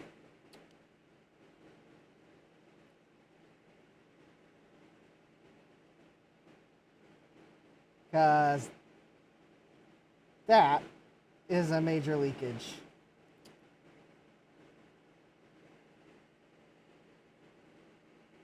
And I think the other 2 are... I'm actually having trouble telling where the other legs are. Yeah, this is right in the zone where I said it would be bad.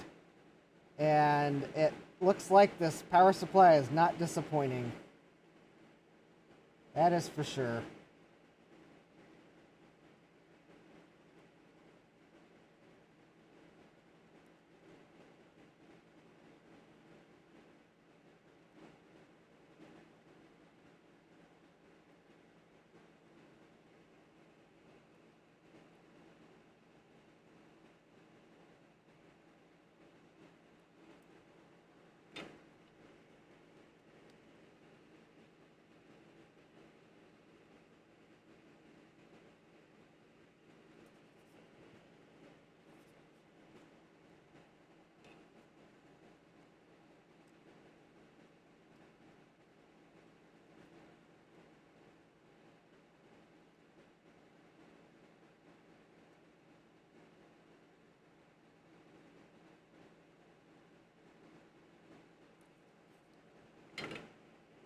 I'm not... Uh-oh.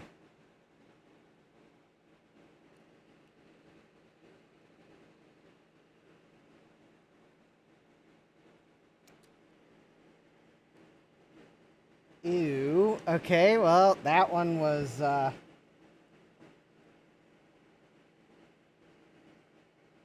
one didn't disappoint, and something tells me this third one is also not going to disappoint. And by not disappoint, I mean, obviously, it's disappointing that they leaked so badly, but for those of you that like to see board carnage repaired, you're not going to be disappointed at the board carnage. Capacitor that has a M logo would be Panasonic.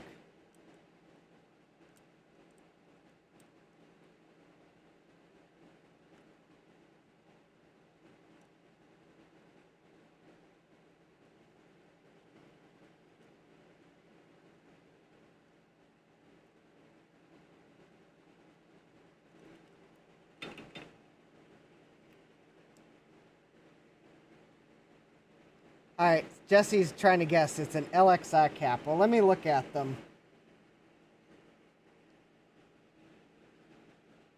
Actually, no, I think they're, United Chemicon.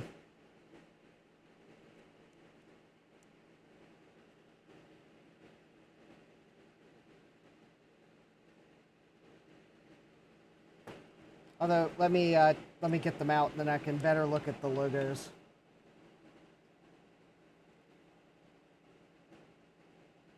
I'm looking at, I can see the logo on the side of one of them. It looks like the shield icon that United Chemicon uses. Or Chemicom. Yeah, these are actually United Chemicom.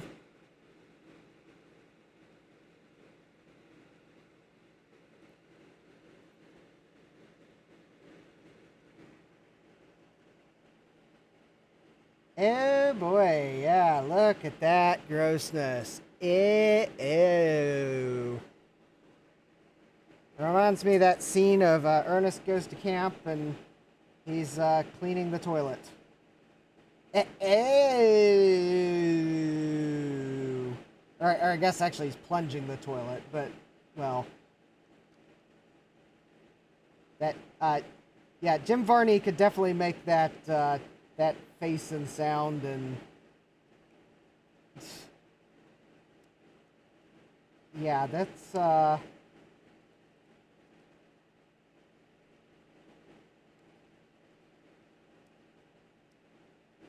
okay, as much as I usually don't like to ultrasonically clean transformers, I might have to ultrasonically clean this after I recap it, just because with all the electrolyte,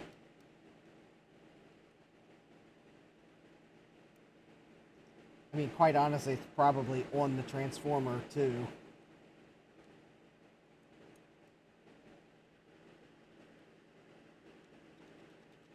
Yeah, yeah. I mean...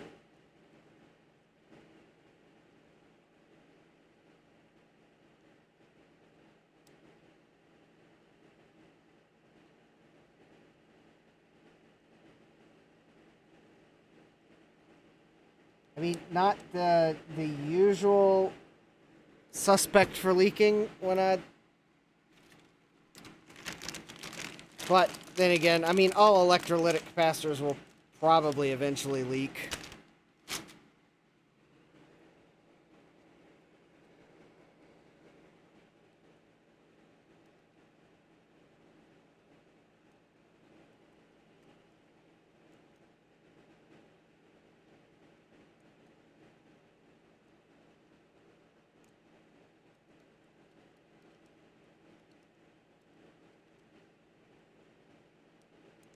Just, it looks like these were, for some reason, like, extra leaky.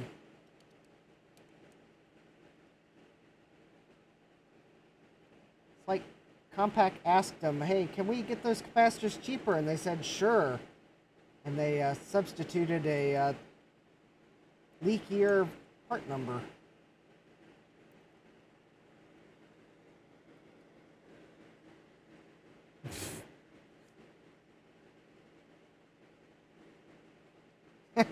Jesse says, Peel's label off cap. When did PC chips make capacitors?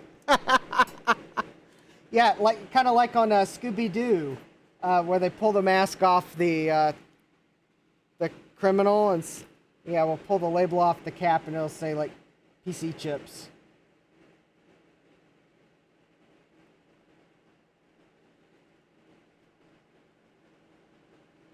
All right, now that I got those capacitors off the board, I wonder if I can.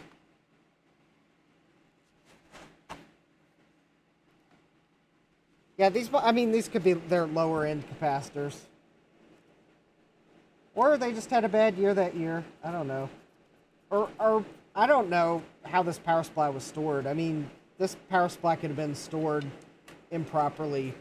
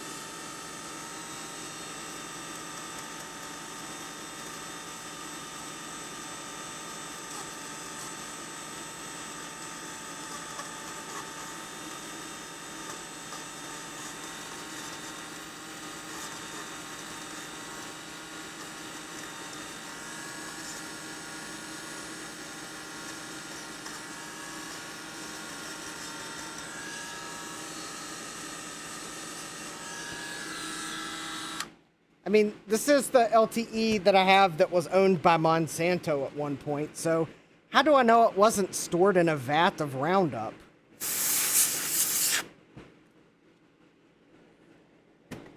I mean, I doubt that was the case.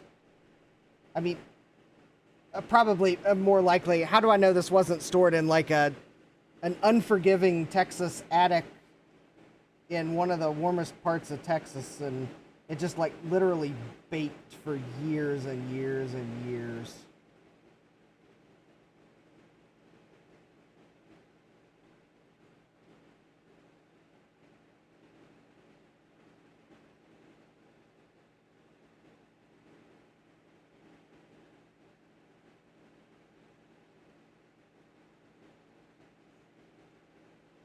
Wow, I am smelling.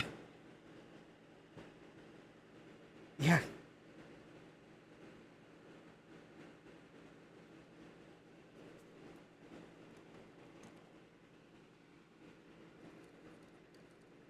I mean, Jeremy says that, giving the example of Sir Clive ordering RAM chips that are half bad for the ZX Spectrums, and just using the half that's good.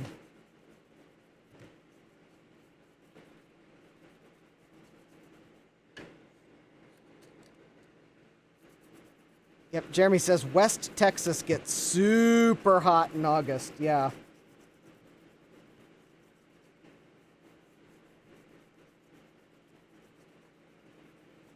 I mean, how do I know this wasn't stored in a vat of Roundup in a West Texas attic for years on end? I mean, it probably wasn't, but I'm pretty sure that if it was stored in a vat of Roundup, there would have been liquid damage, but...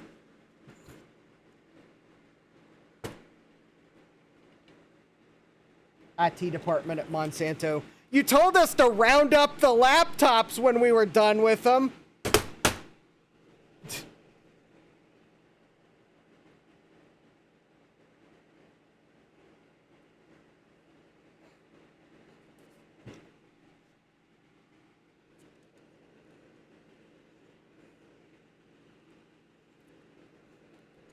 Okay. Alright, I think I got these cleaned up. Jesse says Florida weather does real damage on electronics. Yeah. I don't remember where the seller was of this and if that's necessarily would be related to where this would have been used at.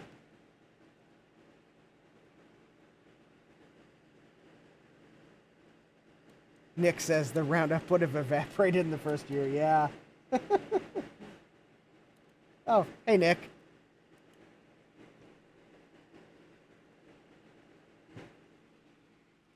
Okay, so now that I got those 4 cleaned up. For anyone just joining, yeah, you missed some carnage.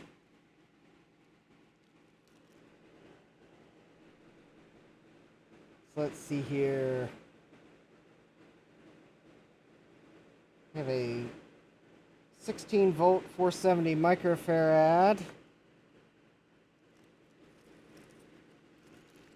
These capacitors are in no particular order in my order bag.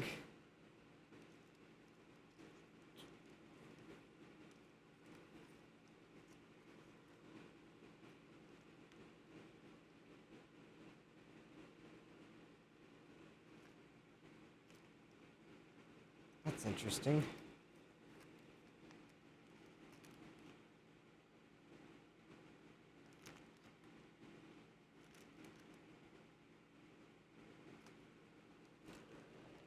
Oh, okay.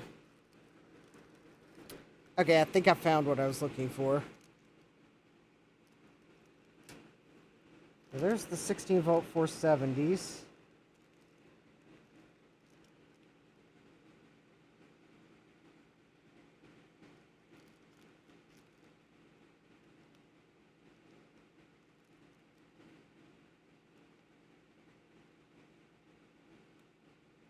Oh, okay. That's weird.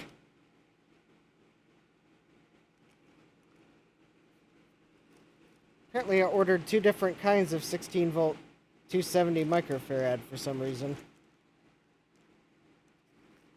Oh, probably because I wasn't sure one of them would fit.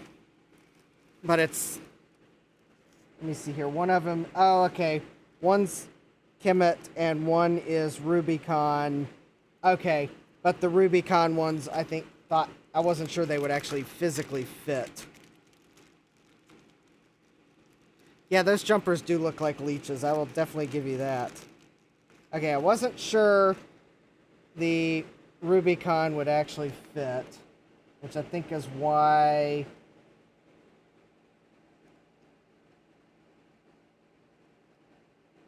But I wanted to use the Rubicon if it would fit. There was just, I think, something about the dimensions that made me think they wouldn't fit. It could be because the 10 volt 1500 microfarad caps that I had to pick might be larger in diameter or something.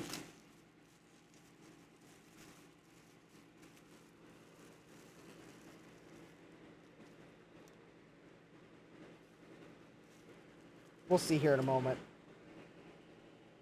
It could also be that I got sidetracked while putting them in my cart and ordered 2 different kinds. Also possible that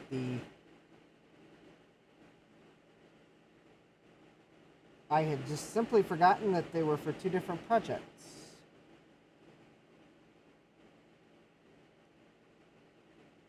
There we go.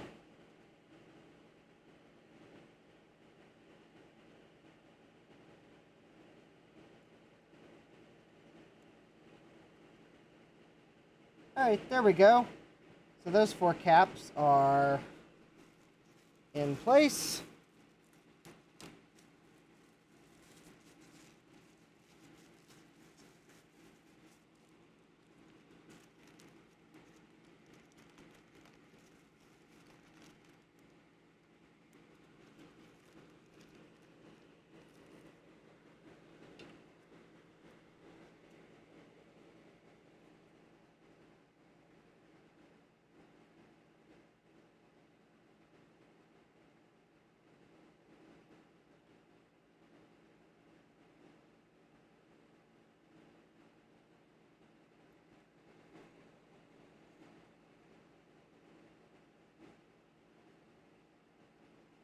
Oh yeah, I can definitely tell you that I will be putting this through the ultrasonic cleaner, even though it's got a transformer, because I am still smelling fish even after isopropyl alcohol cleaning.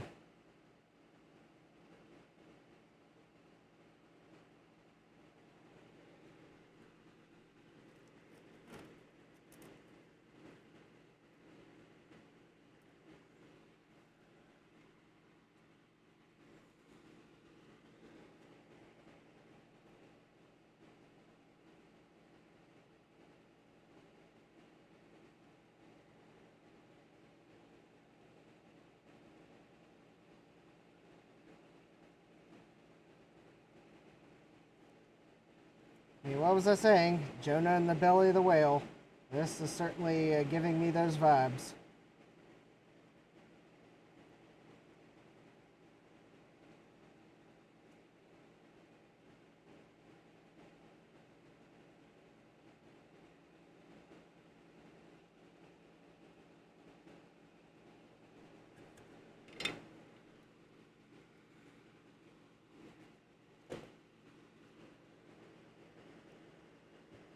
Oh yeah, those ultrasonic cleaners are, yeah, they're louder than you expect them that they might be.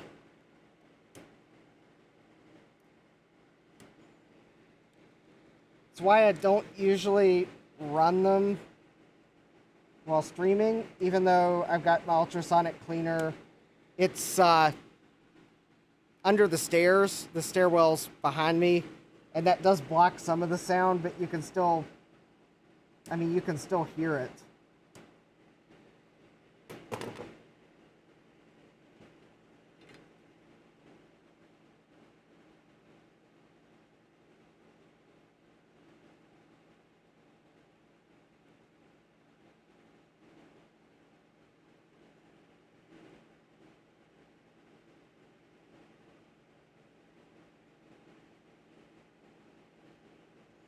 Alright, so got those capacitors in. Yeah, probably what I'll do is I'll get these capacitors replaced, and then I will do a continuity check.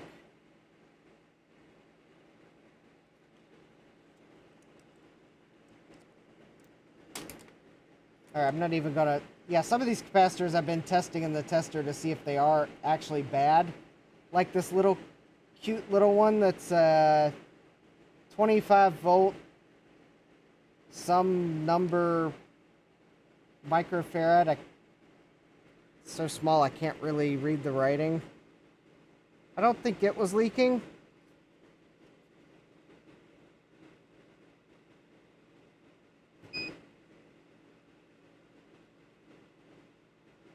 Oh, it's probably 8 microfarad.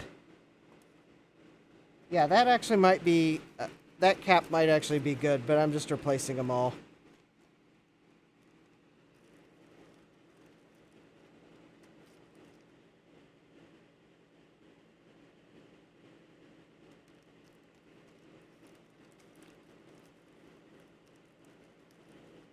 Okay.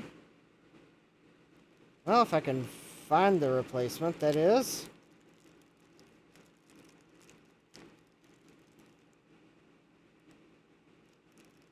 Let's see, that's 82.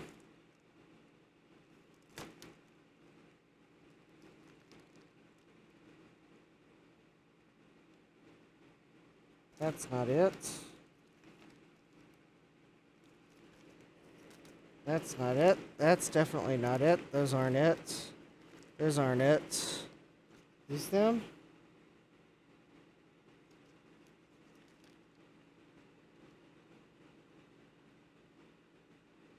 Nope, that's not them. Oh, must be these ones here. Here we go. No. Interesting. Okay, let me try again.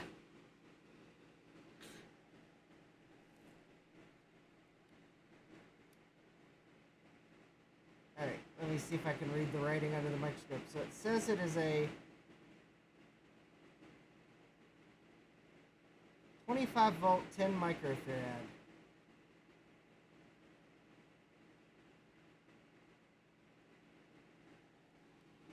.25 volt, 10 microfarad. Okay. That's 100 microfarad. That's 82.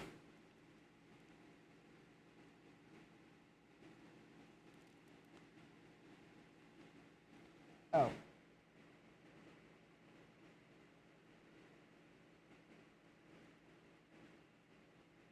Oh, here they are. Oh, yeah.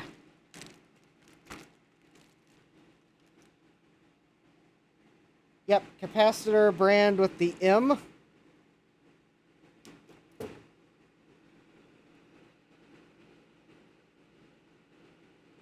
Yep, right there. It's Panasonic cap. My camera's gonna have trouble focusing on it.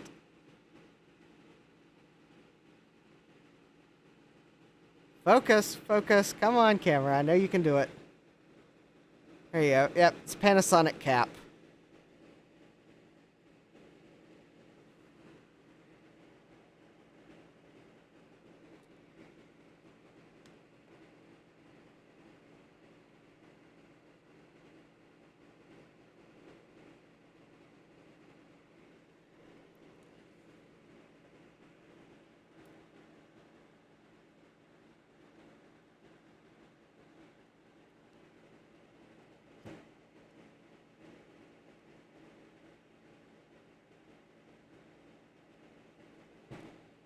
All right, there we go.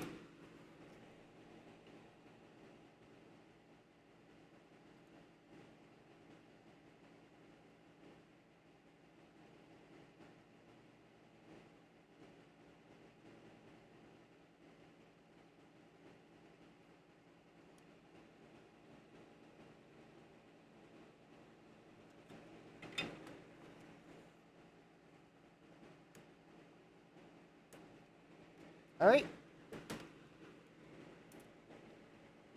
Another one down. All right, so next one is a really weird rated one, and it's got glue holding it in.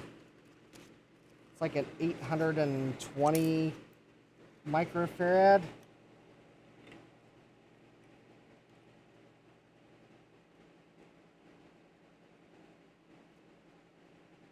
I mean, I think I found a replacement for it, but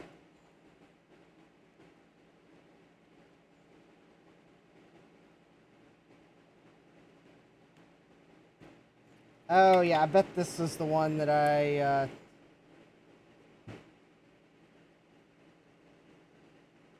have cap brands I usually buy, and I won't be totally sure until I actually look in my bag.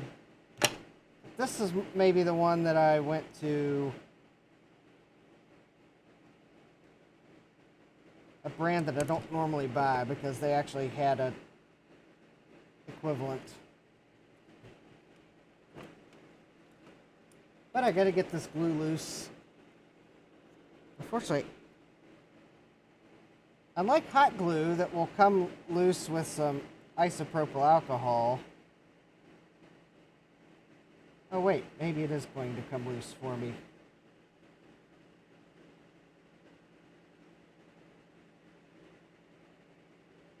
Oh yeah.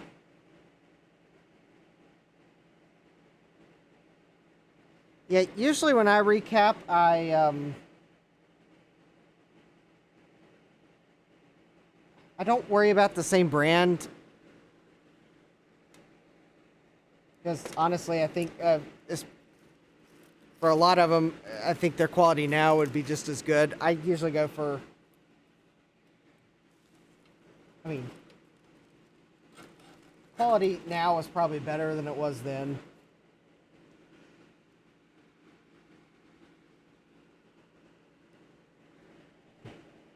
I usually try to just go for as close of a replacement as possible.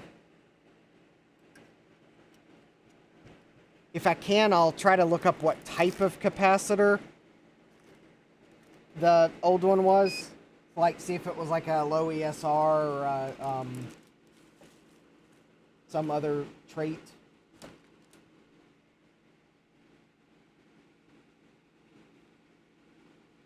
Oh, you want the board to look the same. Yep, I understand that. Yep, sometimes...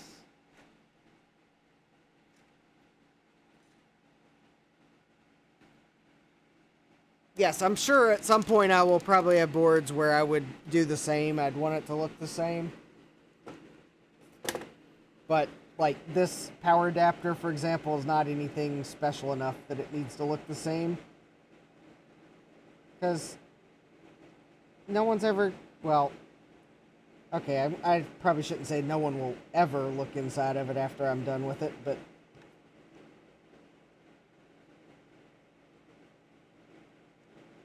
It's not an object rare enough yet, at least, that it warrants going for looking as close as possible.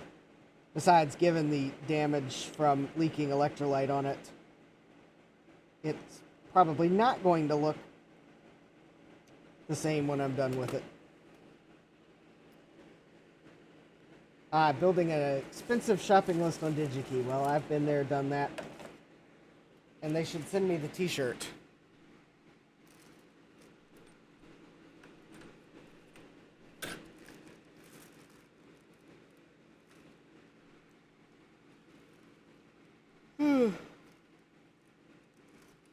Okay, I'm trying to find my knife because I need to cut the glue. It's not coming off with isopropyl alcohol. So I'm trying to find my knife, and it would appear as if it has disappeared into the abyss that is my workbench.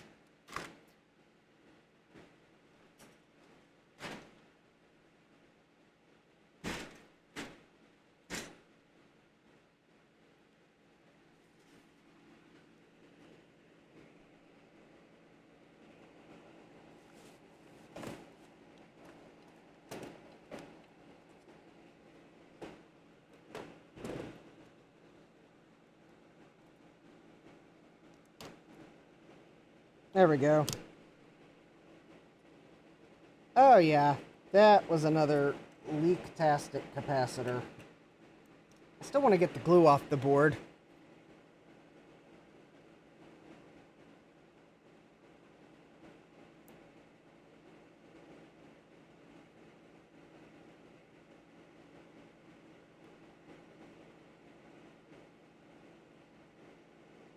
And despite how much electrolyte has already leaked out of these capacitors, I think that capacitor still has electrolyte in it, which is the scary part. Okay. Yeah, I usually order from Mouser because I get things a day sooner than DigiKey.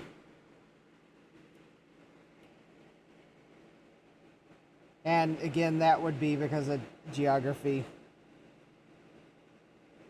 Just Mouser, where Mouser ships from and where DigiKey ships from, and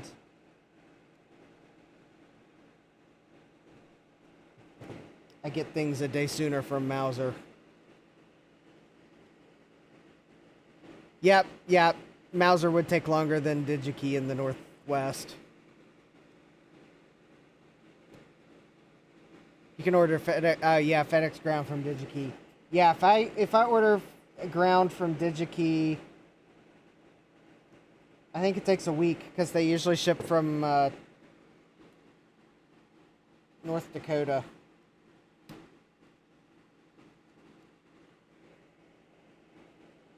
Mouser I can usually get in like 3 days ground.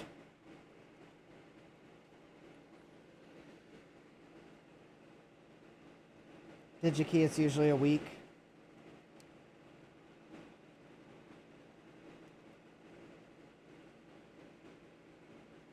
I'm including their standard processing time. Mouser usually ships my order same day. It seems like DigiKey usually ships my orders next day.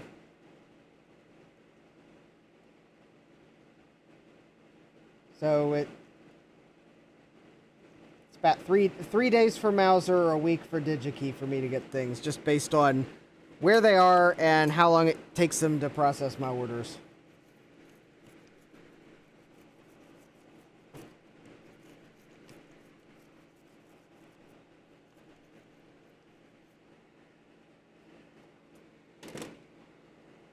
And actually, I've noticed that, at least as of late, when I've ordered something before Mauser's deadline and they don't get it out the same day, they usually upgrade my shipping to the next.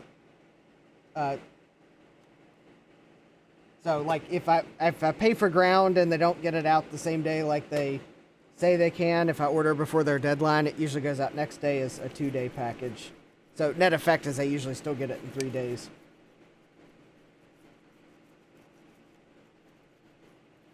Although there are some things that DigiKey is just better to, it's better to order from DigiKey than Mauser, so I still use DigiKey.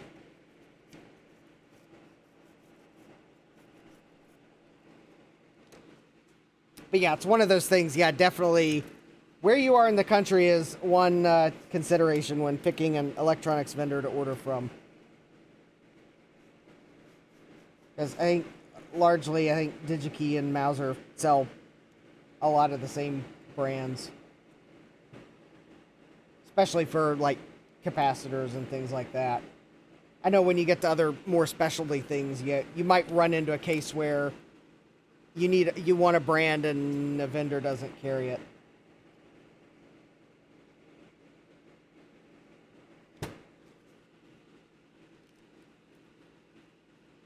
Yeah, but yeah, there are yeah, Mauser has things that DigiKey doesn't. DigiKey has things that Mauser doesn't. Yeah, that definitely is true. And then there's things that neither of those two have it, but another one of the distributors does, so. But at least that is one thing, though. Usually for things I'm ordering, either usually DigiKey or Mauser has it. Here we go.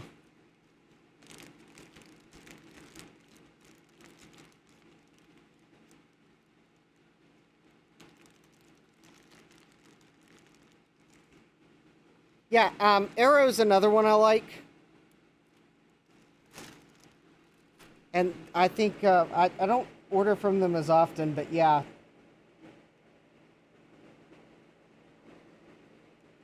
But yeah, I like them.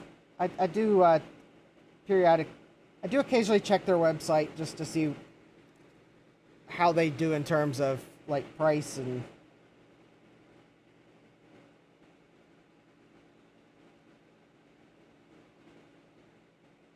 And again, they've got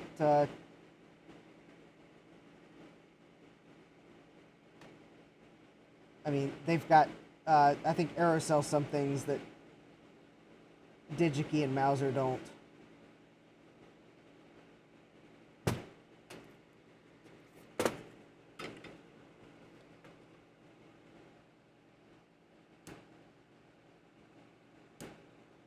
Although now that it seems like DigiKey, Mauser, and Arrow, actually it seems like all the distributors now have Raspberry Pi. For a while it was like there's only certain distributors that carried Raspberry Pi, but now it seems like they all do. So, well, when they have it in stock, that is.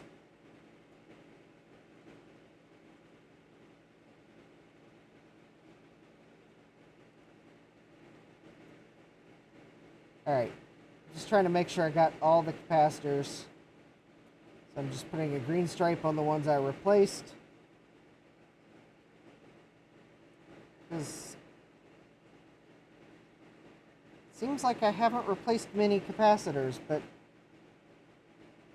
maybe there weren't.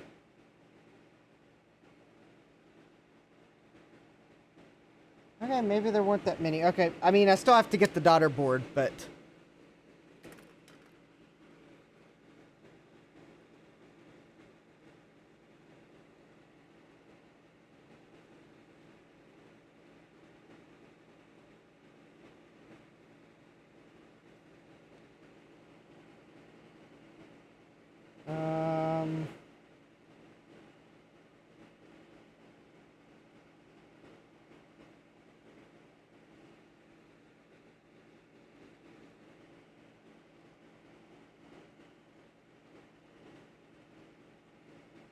Alright. I think I got all the capacitors on this.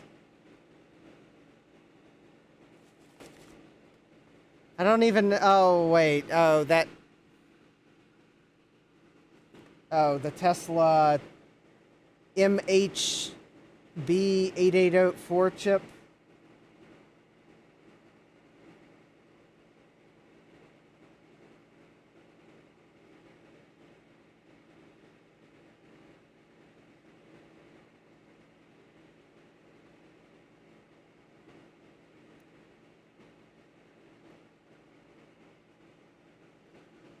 Well, it's, yeah, one of those analog...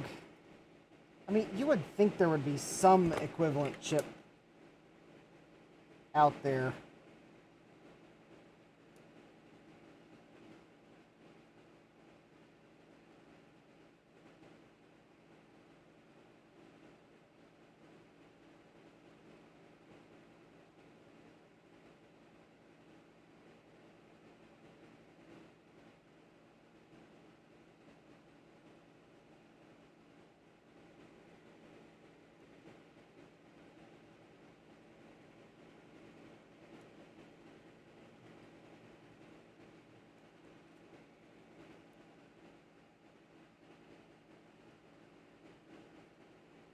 Yeah, I think that's one of the chips you'll probably be importing because... Or someone's going to have to import it. Is that Russian-made analog switch chip or something like that?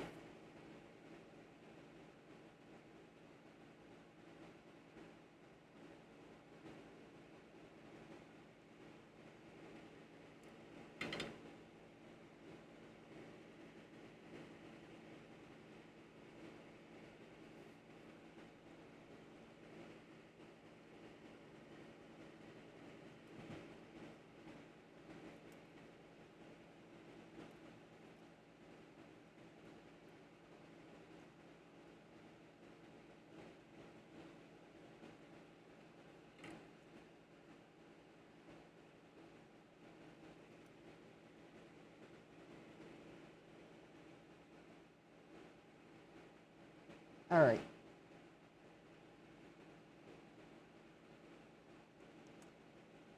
Yep. I am re-remembering that these Aztec daughter boards are quite annoying.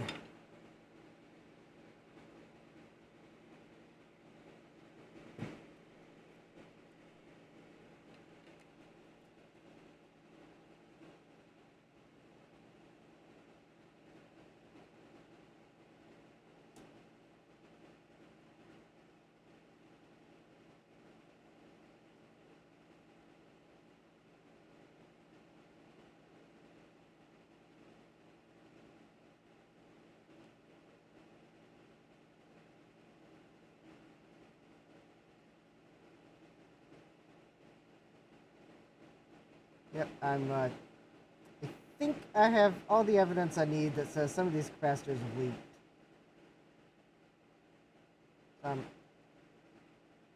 Unlike the solder used to hold this board to the main board and the power supply that just came right out, this solder does not want to willingly come out. Although, maybe I should try Claris, the Wonder desoldering tool.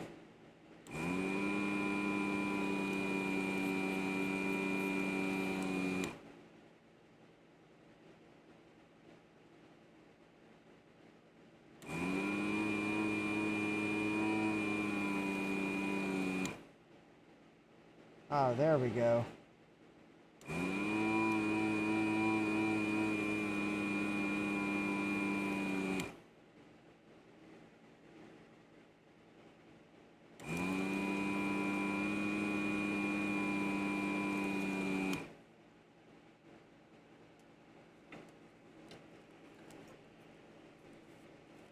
All right.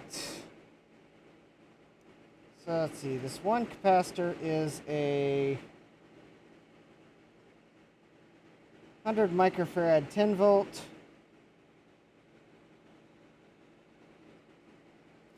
And the smaller one is...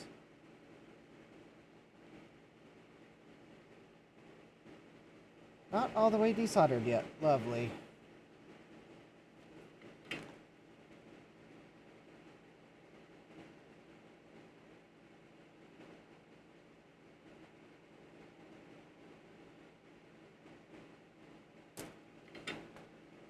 There we go. It is a...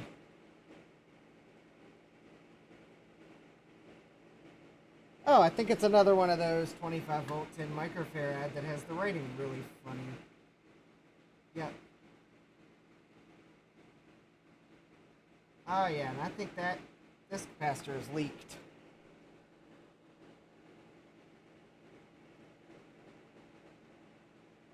Oh yeah, I'm pretty sure these are both leaked.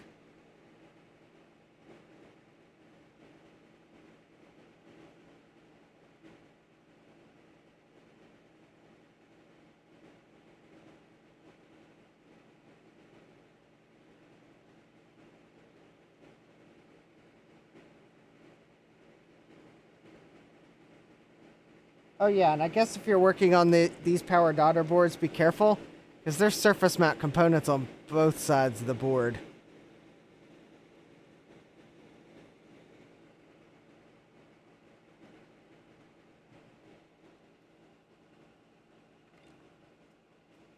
And really close to the capacitor leads.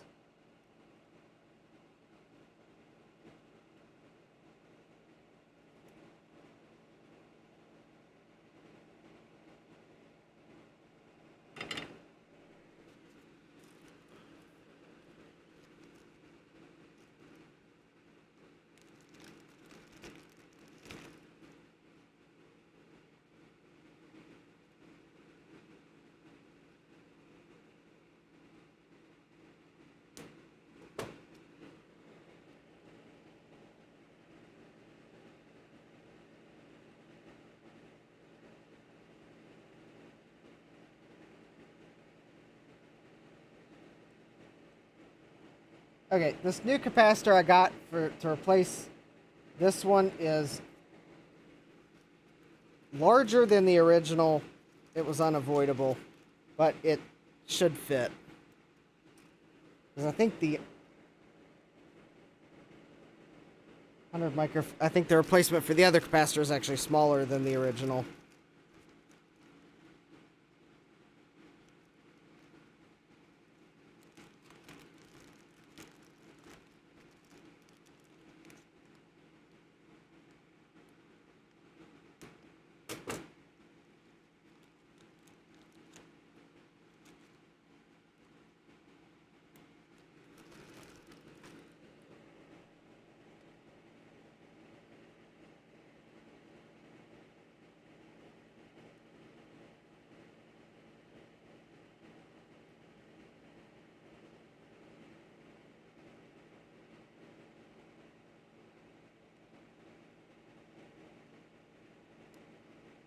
Here we go.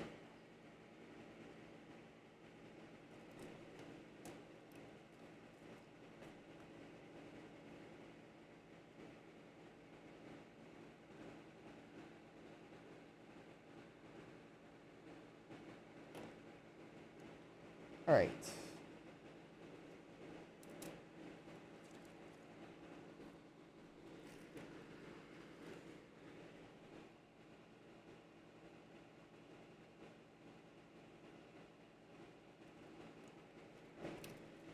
Actually going to use extra flux on this board to make sure that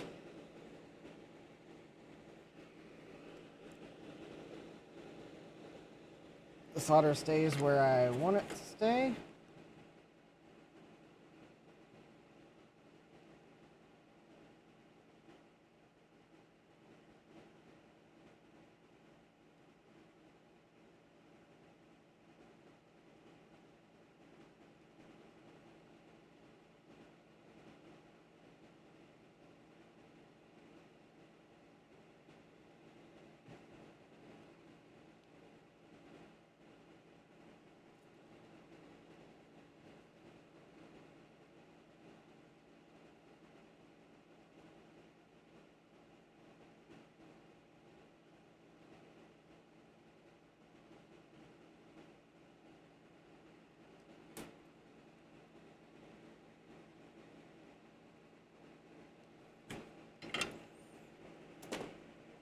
Oh yeah, and that even smelled a little fishy while soldering.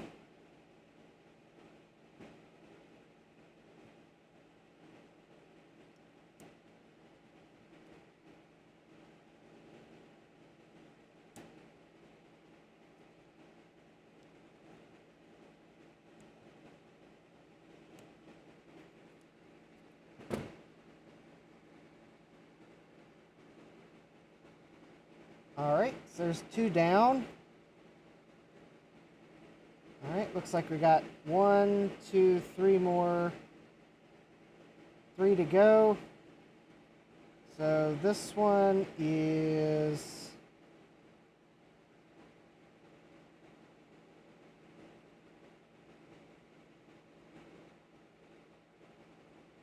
Ooh, that one's going to be tricky to get out.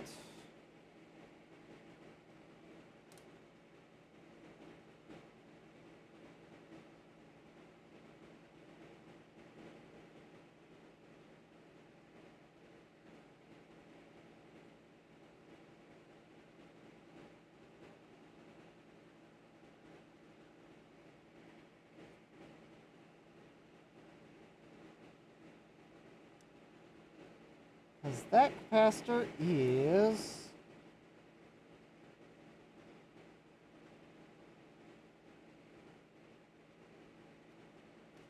Oh, that capacitor is actually under...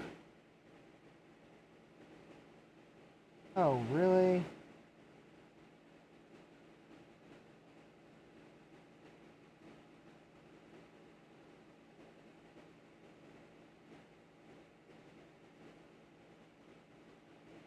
Oh, it's under something.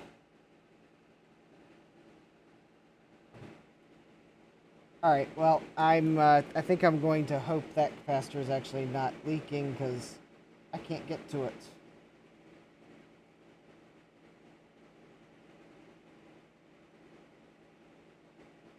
Not without getting the glue off of this capacitor here. Oh! Hey, Tom. Yeah, I'm going to have to get the glue off of this to get to that capacitor, so I'm just going to skip it and hopefully it's... I mean, I don't think it's leaking. But...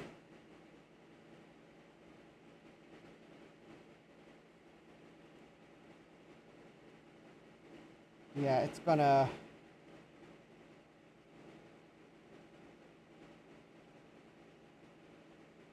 yeah, it's just gonna stay in place. Alright, I'm trying to find the... yeah, this daughter board is like... this daughter board was not designed for being repaired.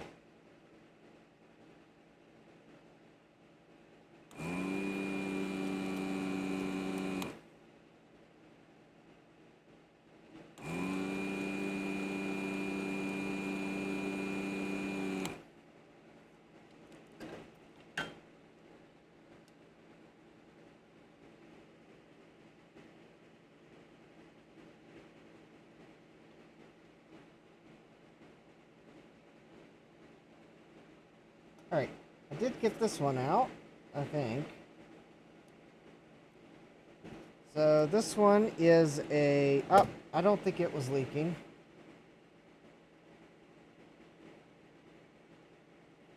.25 volt, 82 microfarad. Alright.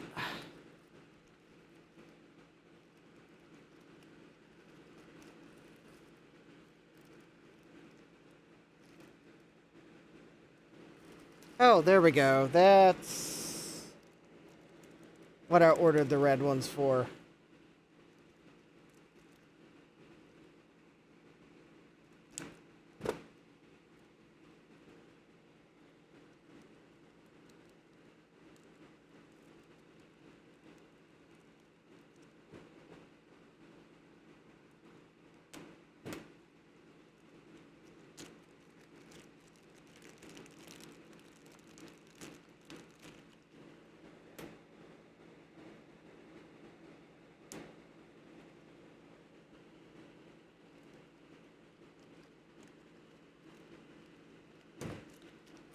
Yeah, there's 82 microfarad one that was the odd size.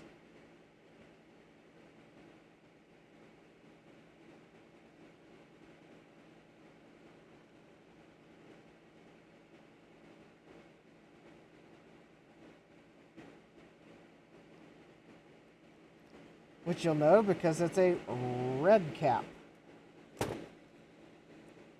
Which also means, I guess, if this power supply beams down on an away mission, then, well, this is the capacitor that will not make it to the first commercial break.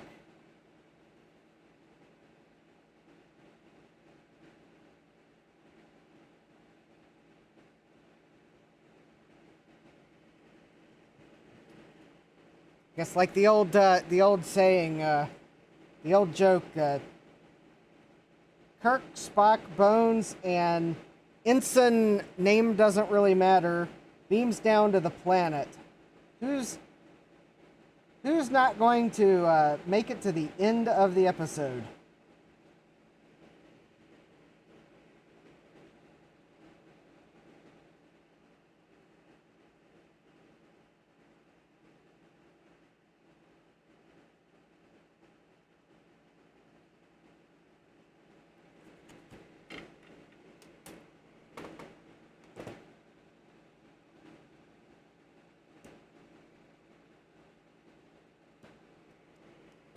So there.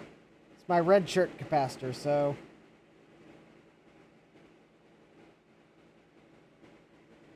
Alright, one more cap to go. And it's... Wow, it is like really weird... Okay, this one's really weird. Not the capacitor, but how it's installed.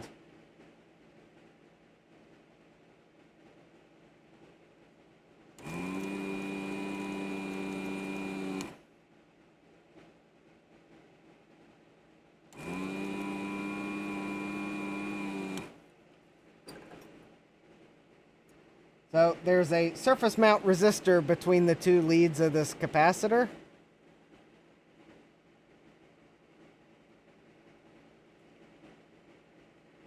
And the capacitor leg is like, there you go. There's the one leg. In fact, I gotta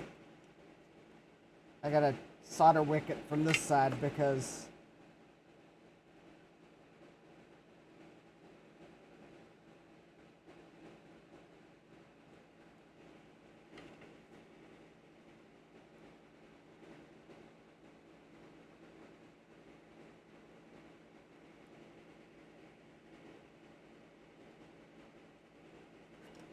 actually,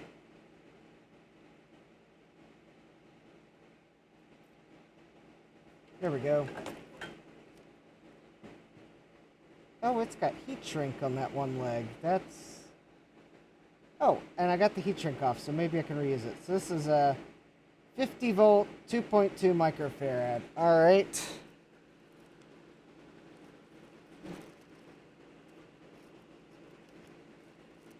Got those somewhere.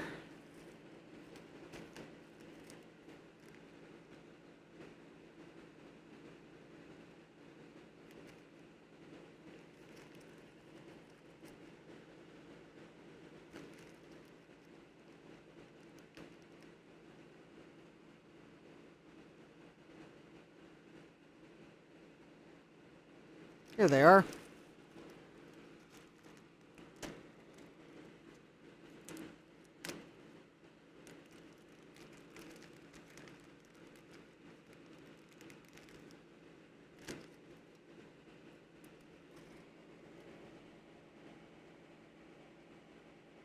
Volt, 2.2 microfarad.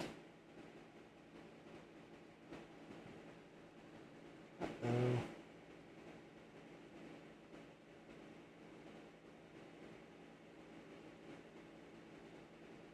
Oh, that's a problem. I just realized. I'm about to put that cap back on. Hopefully it's fine. I just realized. It's a non-polar cap.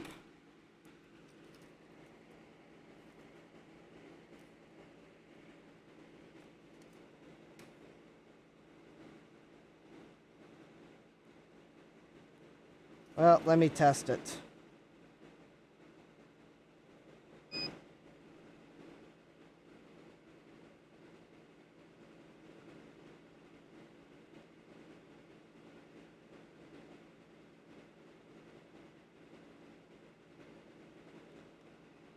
Yeah, okay. It's lower than I would like, but I don't have an equivalent replacement. But more importantly, I'm looking.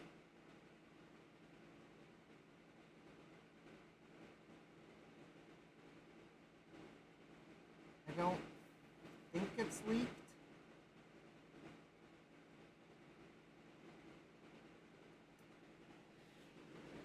But I don't think I've got anything.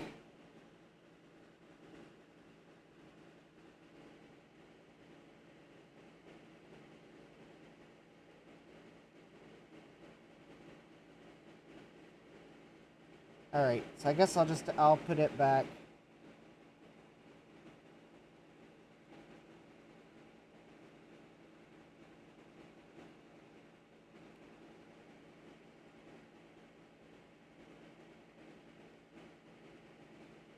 Because I didn't when I ordered caps, I didn't realize it was a non-polar cap.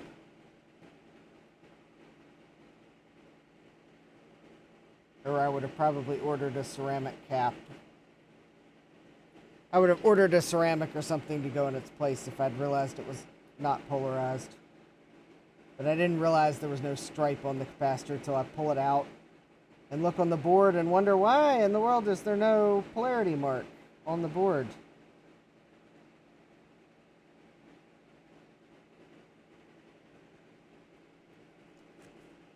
Which then became obvious that no, it's a non-polar cap. That's why there's no polarity mark on the board. That's why there's no stripe on it. Alright.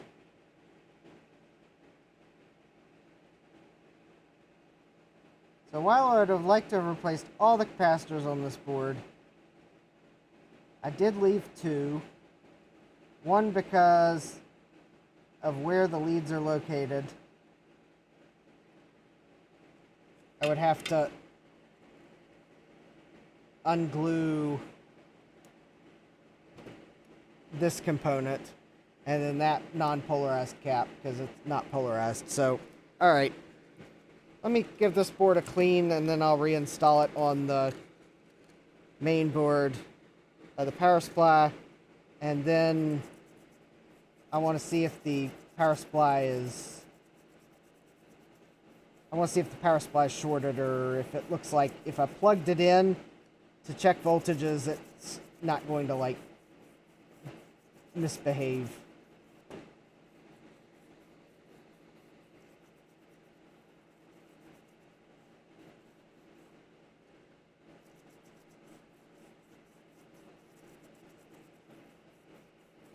Most importantly, I think the two caps I didn't replace, they didn't look like they'd been the ones that leaked, so hopefully I replaced the... Hopefully the ones I did replace were the only ones leaking on this board.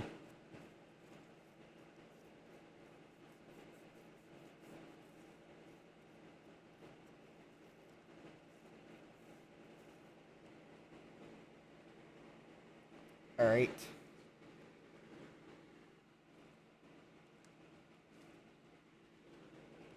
The thing is, I would like to at least do a test power up of this board. If I can.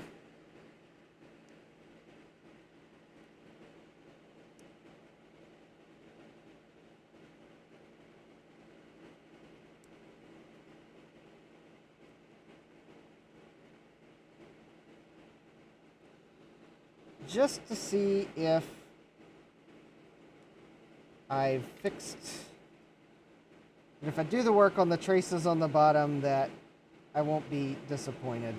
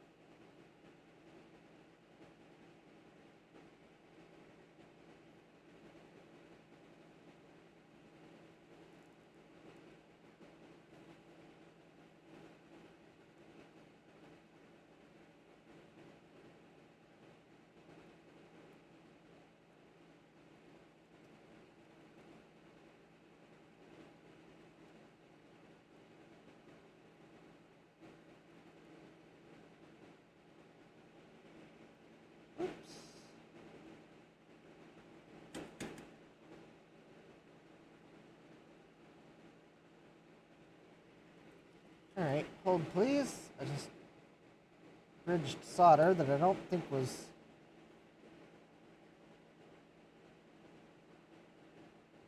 Oh, alright, that's working. These pads could be connected.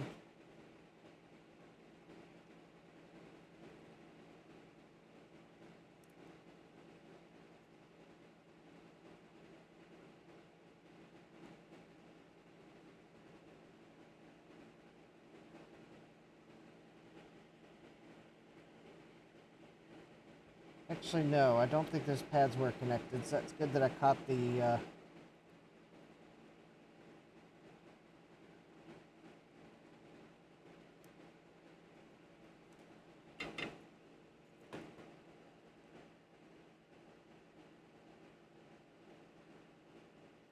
Alright, copious amounts of flux.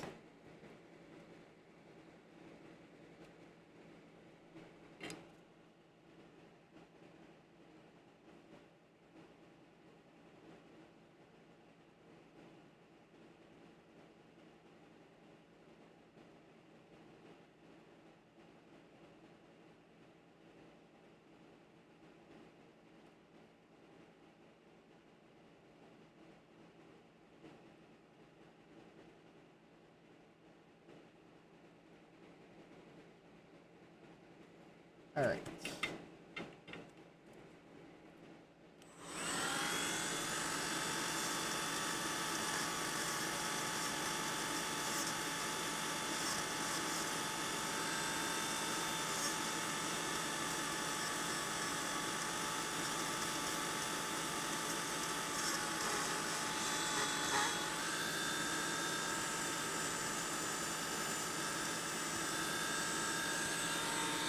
Okay.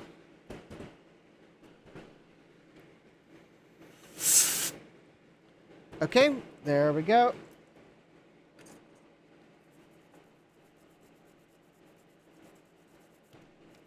Give the flux a clean.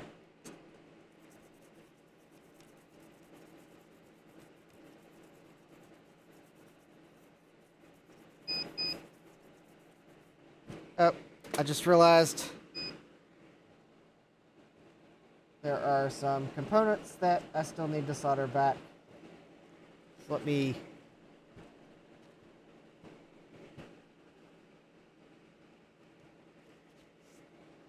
Some components I desoldered in a previous live stream to check them, and I just realized they are not soldered. So let me get those here real quick.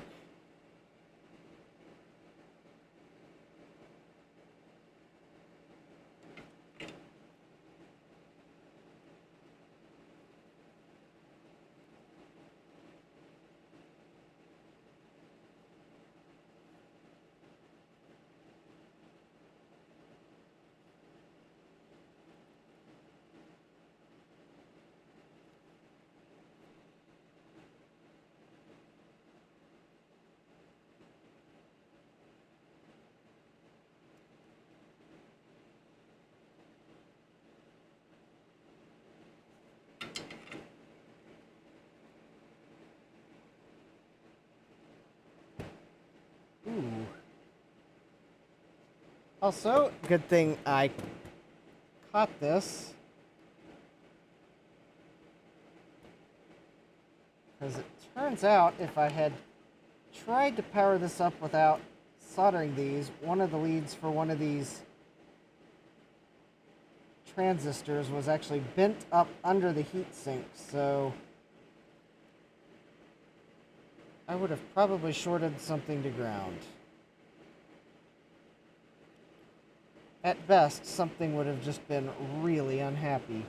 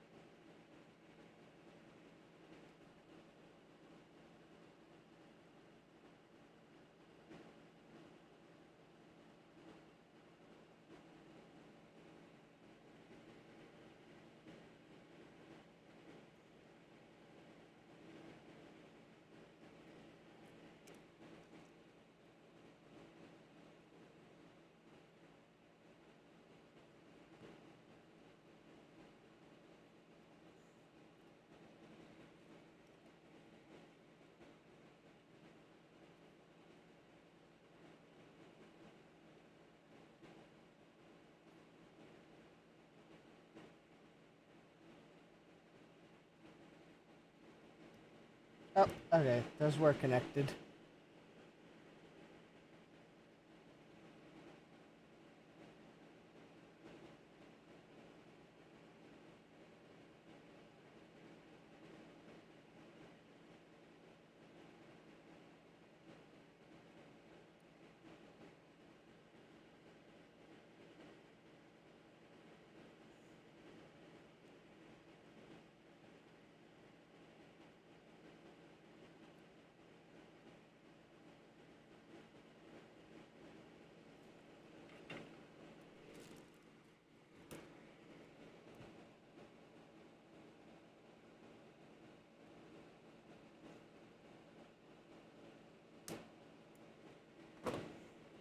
There we go. There's a component lead that's going somewhere it shouldn't have.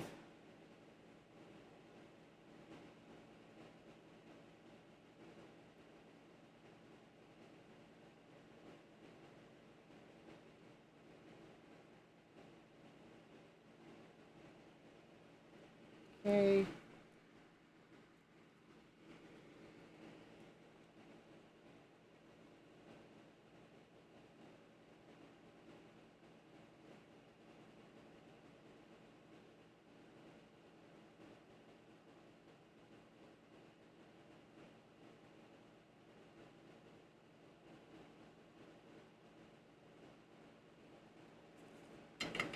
Alright, so I think now I have everything resoldered. So I am curious if I take the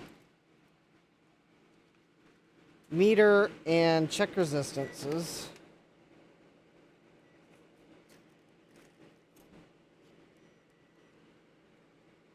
I just want to see, is anything shorted?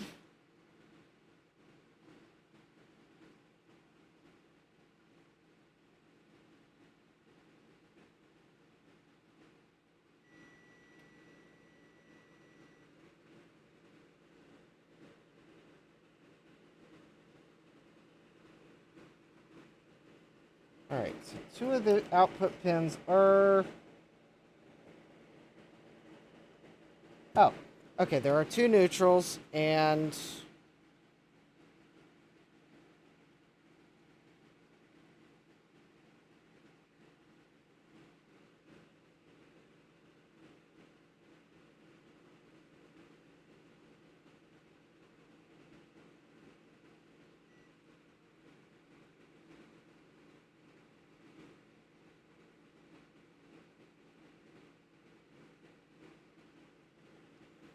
Okay. Nope. Doesn't look like I have any shorts, so I can probably power this up carefully and check to see if I got voltages. If I do, then I'll start the process of tinning the leads on, tinning the traces on the bottom to make them look better, and also because where the corrosion is eaten into the copper, I want to at least restore some extra amount of current carrying capacity. Alright, good night, Gut Bomb. Glad you got your DigiKey order done.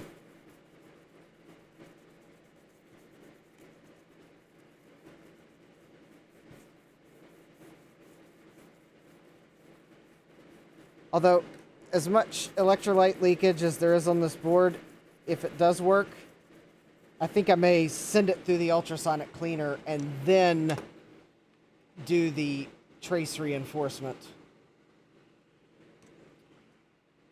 Because I don't think I want to reinforce the traces in its before I give it an ultrasonic clean. Alright. So I'm going to set this on a non-conductive surface. I'm going to make sure my outlet is off.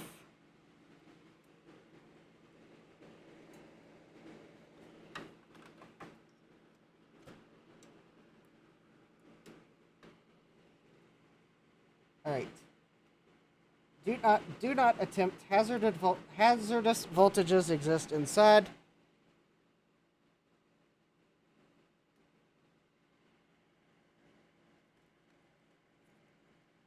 But my smart switch is off.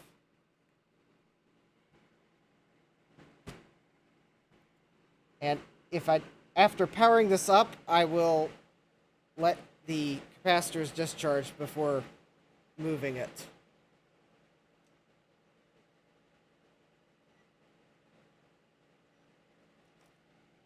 Okay, I guess no time like the present. Let me at least make sure I know which two are the neutral pins.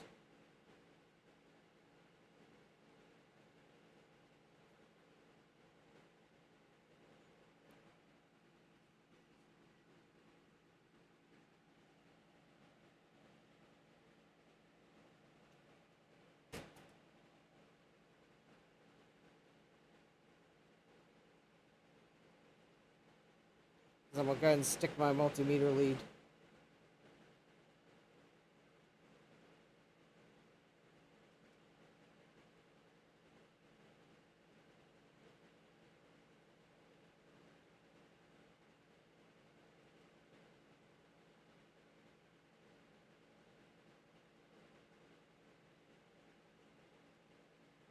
Well,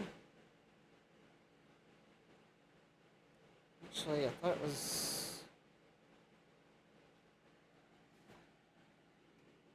Well, it's not those two.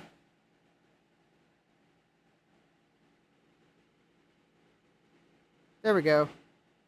Those are the two neutral pins. All right.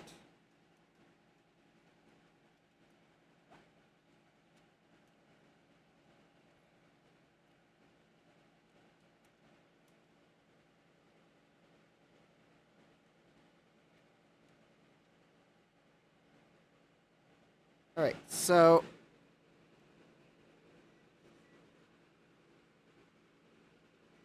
I've got the multimeter in two of the leads to measure voltage.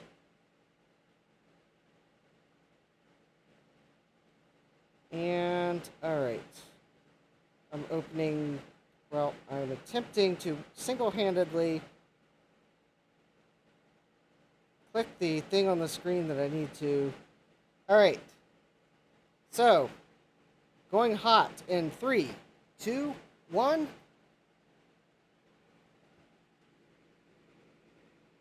I have 5.8 volts. And that seems kind of high, but there's no load. And 212 millivolts.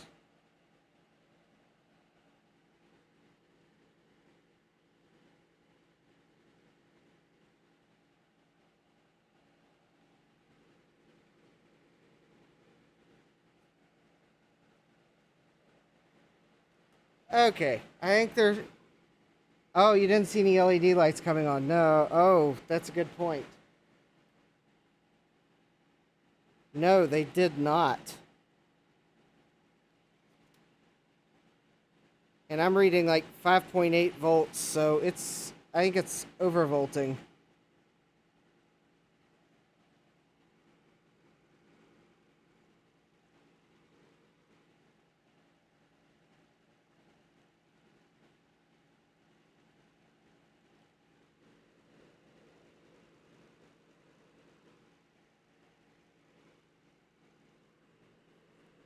So let me turn off my exhaust fan so I can hear it. It sounded like something might have been vibrating.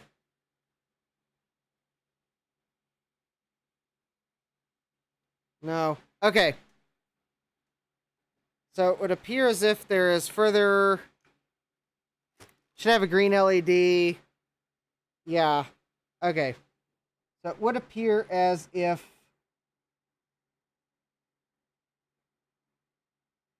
Probably have a bad component somewhere.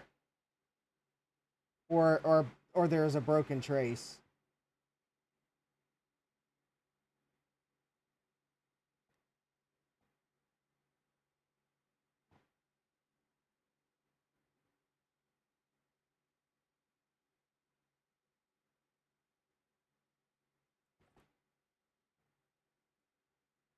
Yeah, okay. It looks like this power supply is going to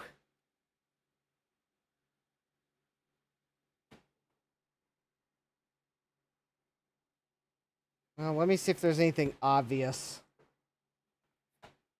Because the thing is, I think there should be two voltage rails. I've read some evidence online that there should be two voltage rails on this supply, even though the adapter says only one.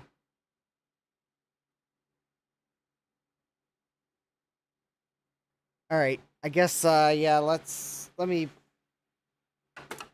If there's nothing obvious, then I probably have a damaged component and.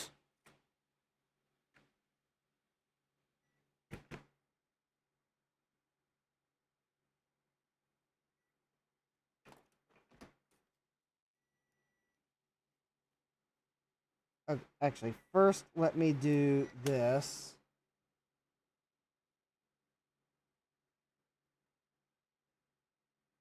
Okay, so the main cap has discharged down to 10 volts. So if I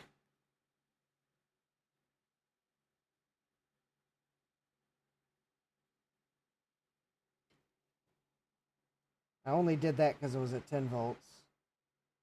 There we go. Now we're at, okay, we're small millivolts. Okay, I just wanted to make sure I didn't have like big time DC on that big cap. All right. So let's see here. So there's,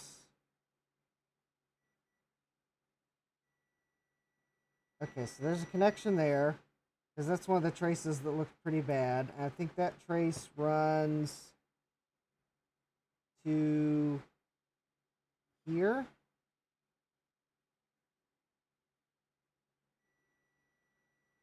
Okay, we got a connection there. See, another trace that looks bad is between here and here. There's a connection. All right, what about between here and here? Yep, there's a connection there. And there's a connection to there. I think this should be connected here. Wait.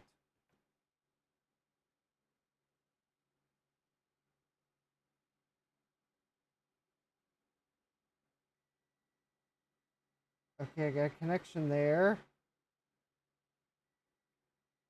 And I got a connection there.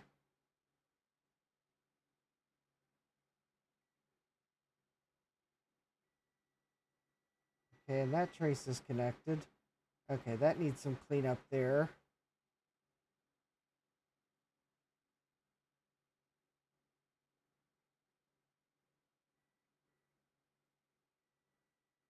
Okay, that trace is connected.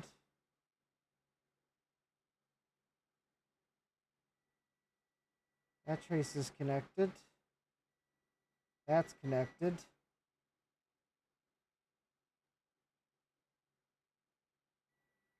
That's connected. That's connected.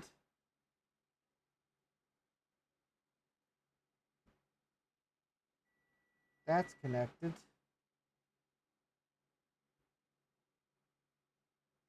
That's connected. That's connected.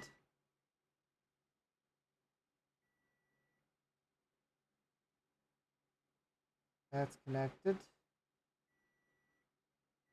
That's connected. That's connected. Connected. Connected. Connected.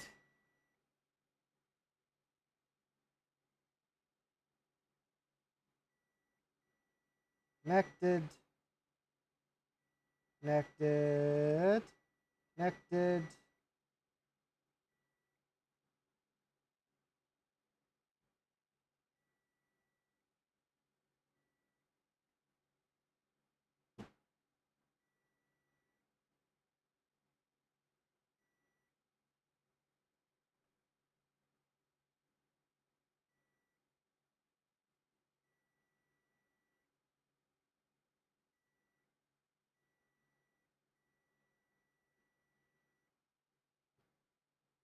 Okay, that's not a 0 ohm. Connected.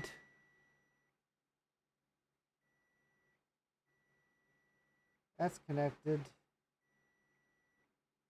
Those are connected. Connected. Connected. Connected. Yep.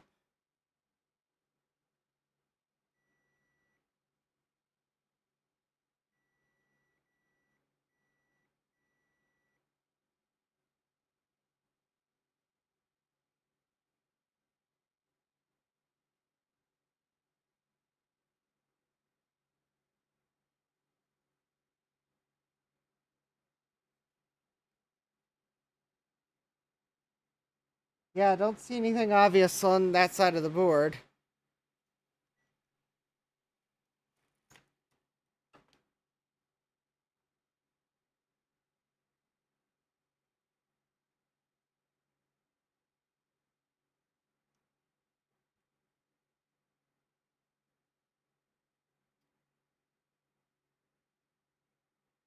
Probably means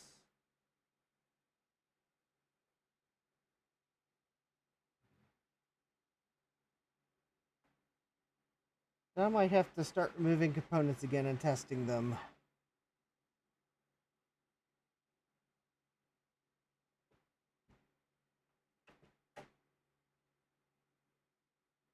But I'm not going to do that tonight.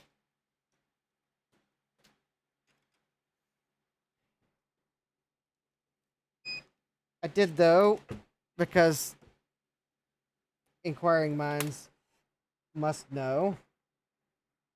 Some of these caps I removed.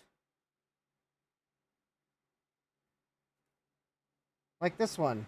This one that's definitely leaked.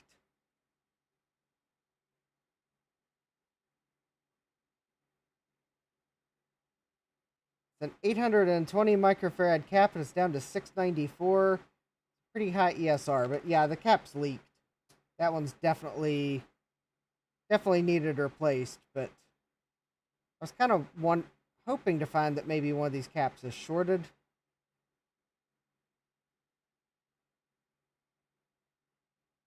Oh. Well, here we go. So this one's rated at 1500 microfarads, and it's only reading at 971. And the ESR is 3.68. Yep, that definitely... Alright, that definitely is a bad cap. Kind of hoping to find one of these might be shorted, because then that would explain some of the symptoms I was seeing. Interesting. So this cap here, it's not detecting as a capacitor. It's reading at 58 ohms. This is one of the other ones that leaked. So, yep, this is... Oh, yeah. That's...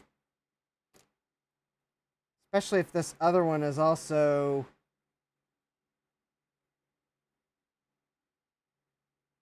We had one that was like... And this one's reading 67 ohms. So, yeah, 2 of the 3 DC bulk capacitors were basically... They were providing 0 capacitance. So, that explains the original symptoms.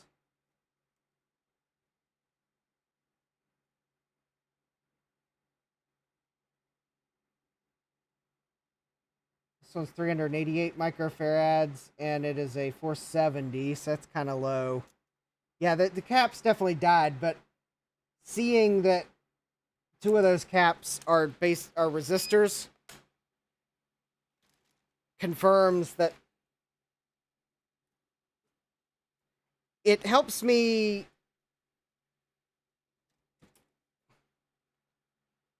that potentially my problem's not like another shorted component on the board. It's not to say there's not something else shorted on the board. I'm wondering if maybe this power supply, maybe the problem is it just requires a load to power up.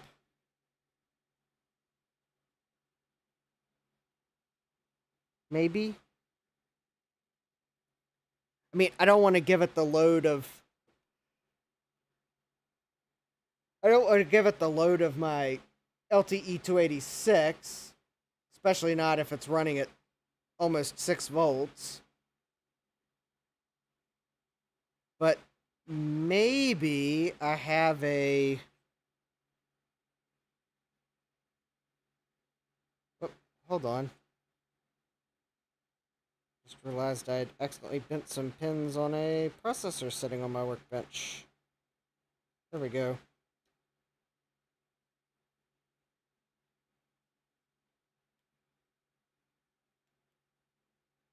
Alright. Got sidetracked here for a moment.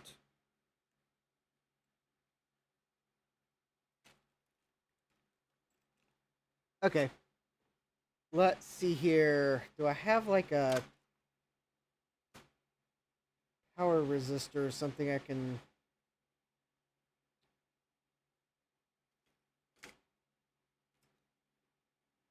I don't know if I got a resistor I can... Oh, hey, Joe. Yeah, I'm a... this is a PC power adapter.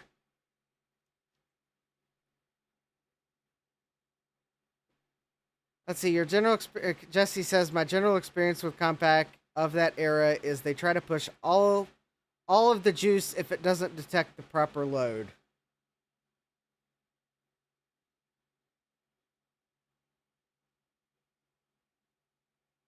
So maybe that is the problem. I need to put a load on it so that it actually maybe regulates. All right, now more than ever, I want to see if I can't find a resistor to give it some sort of load. Thing is, I've got some power resistors, but they don't have leads on them. Although I think I just potentially found a way to give them leads.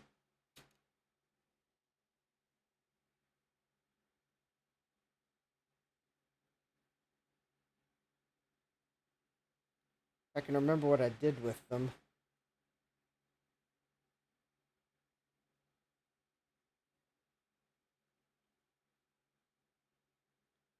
Okay, those are some of the smallest wires ever, but they might work for testing purposes. Alright, let me see if I can grab one of my power resistors.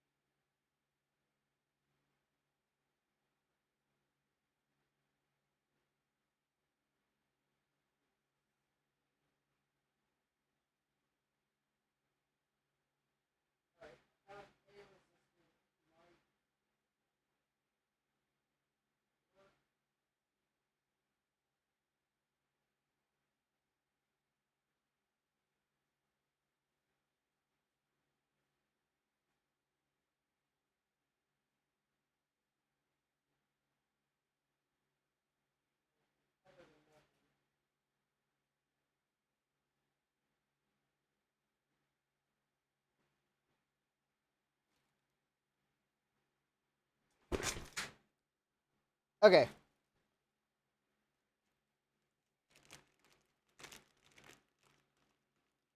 The hard drive from that Karen Mac should do. Well, I don't have a adapter for this LTE output to Joe says a big fat wire. Well, I've got a big fat resistor here.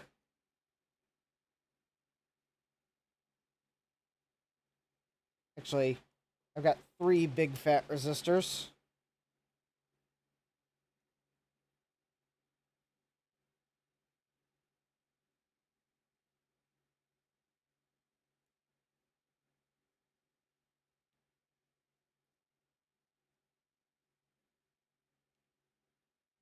Alright, so let me see if I can't get maybe...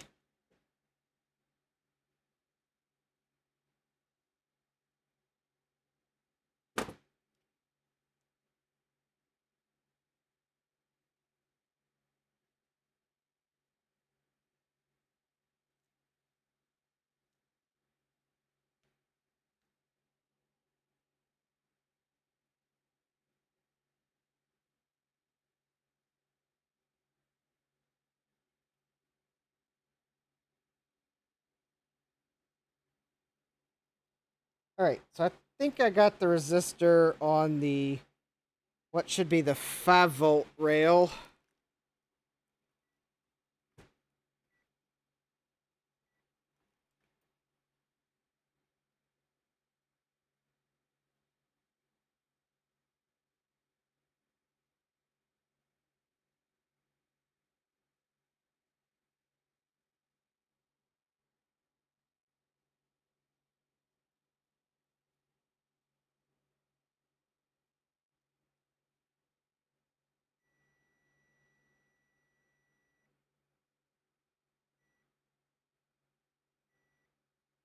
Interestingly enough, I put the leads in the barrel jack. I'm trying to stick the multimeter leads in the barrel jack. And I'm not measuring the resistance of the resistor. And I just dropped it on the floor. Luckily, I have a backup.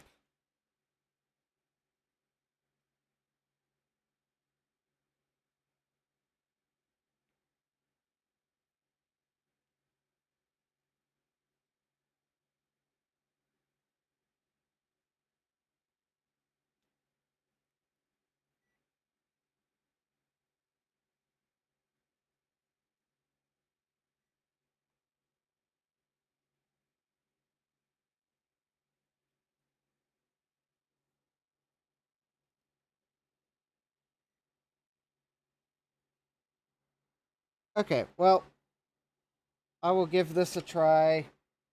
So,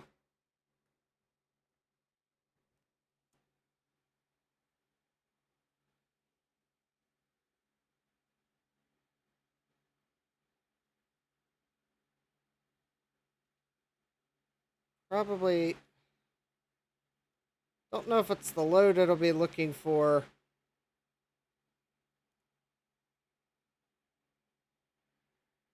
Anyways, all right, let's give it a try. 3, 2, 1.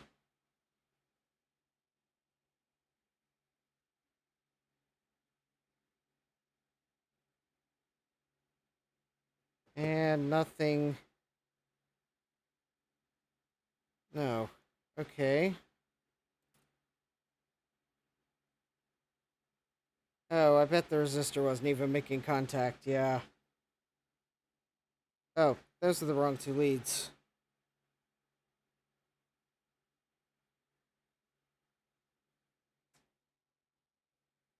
Nope.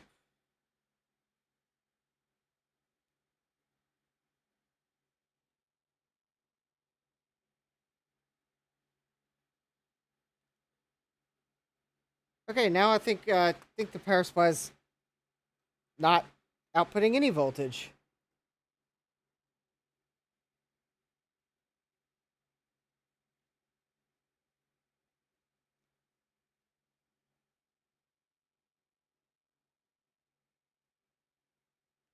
Or I got the wrong 2 leads.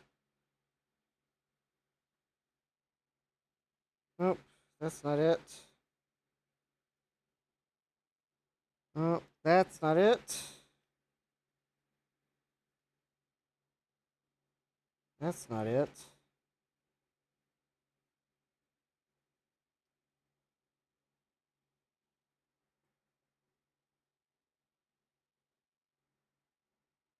Yep, that would be nothing. Nope. All right. It would appear as if the power supply is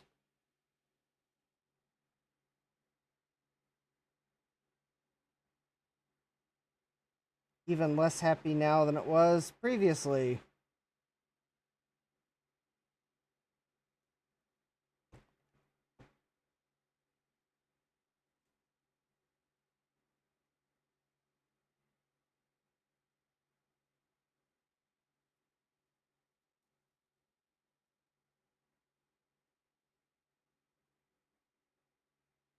Oh, I guess I can check one thing here.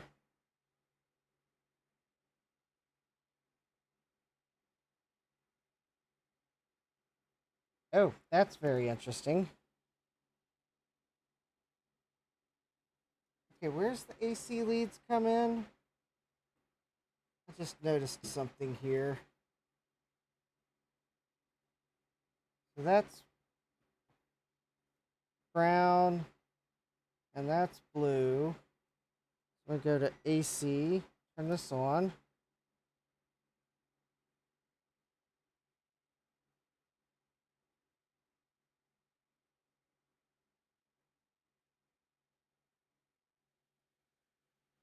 Okay, that's weird.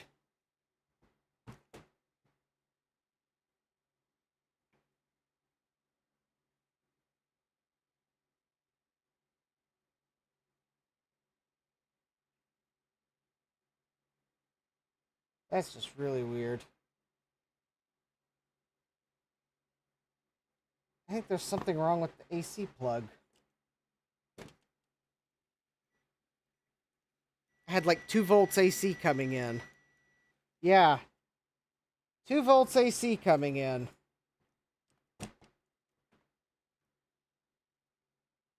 Did the fuse blow?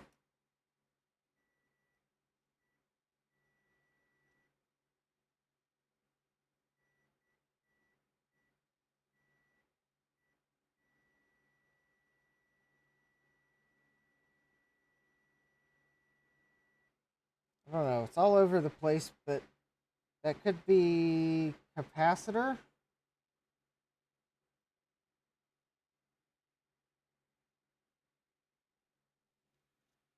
Maybe I just didn't get the plug plugged in all the way. Let me make sure. Okay, smart outlet is off.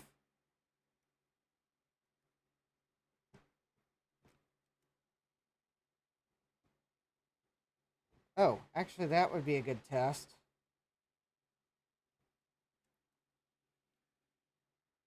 Okay.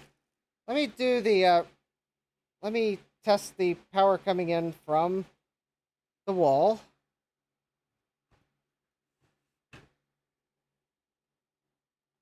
Let me make sure. All right.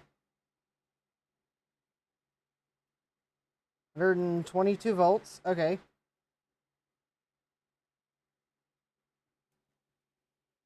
So if I turn on the smart outlet, I am definitely getting the voltage I expect.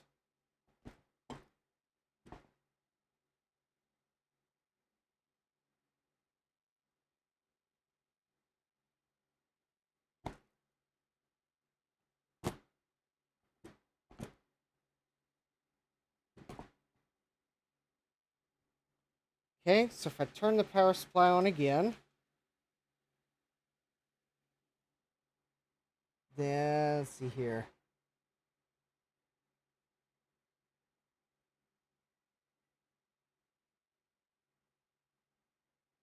I got 82 volts.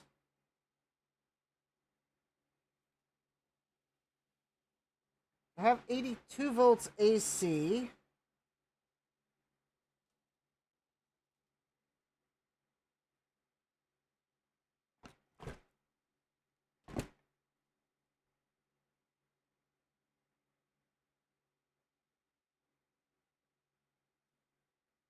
And at the main filter cap, I'm seeing 171 DC.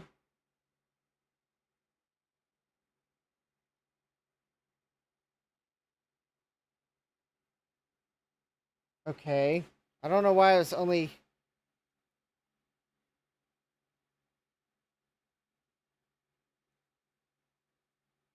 I mean, yeah, okay. Let me see what I got now on the output, because it looks like maybe I just didn't have the cord plugged in all the way, and then I'll... Okay, so I have 5.69 volts on the output. Still no green LED.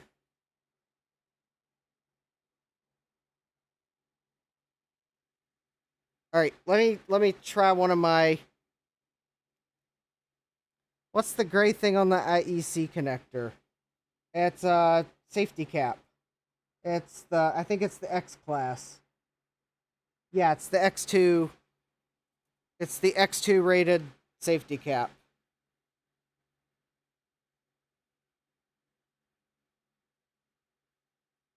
Not a REFA, if you're wondering. Okay, so now on the 5-volt rail, I've put my resistor back on it. I don't know how well it's going to handle it, but...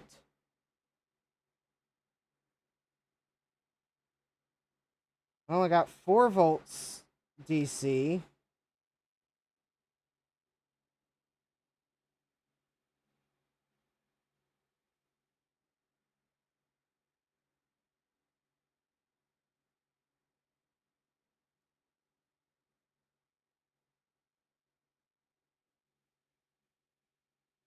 I think it's supposed to be 5 volts. So with the resistor across the 5-volt rail, I had 4 volts. So maybe this is the problem. I just have to give it the proper load. So I'm almost tempted, because it's 12:06 a.m. and it's about time to end the live stream. And I have the plausible deniability excuse of, well, it was past midnight and I was tired, so I tried it. But I'm going to go get the LTE 286, and I'm just gonna plug it in and go for it.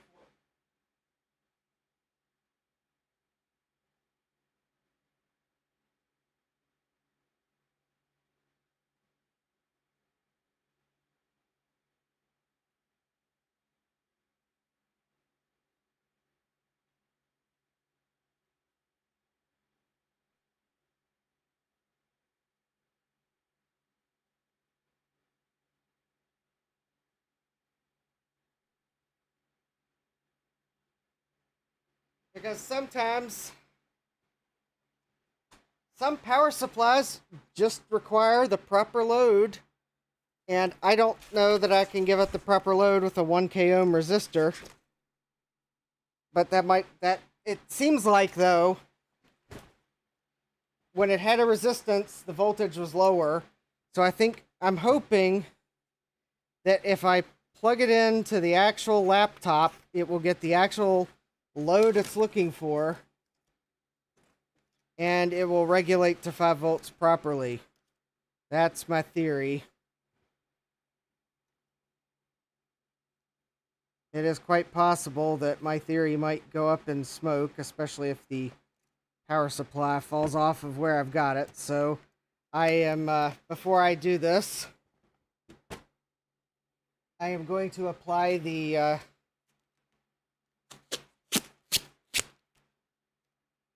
a security restraint here, i.e.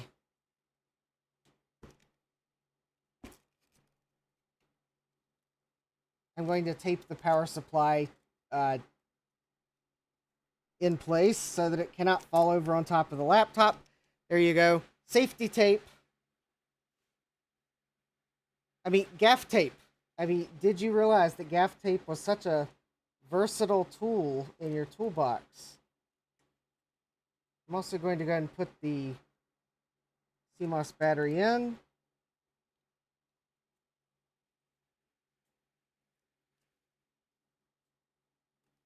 All right.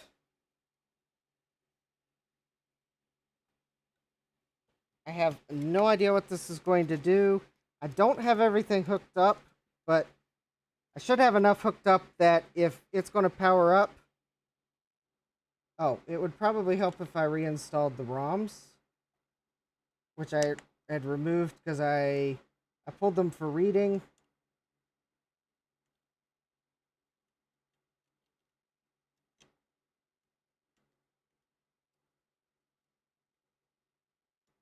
Worst case, I buy the LTE 286 logic motherboard that's on eBay right now. All right, fingers crossed. The power adapter is live. I still don't see a green LED. Wait a minute, did I just hear something?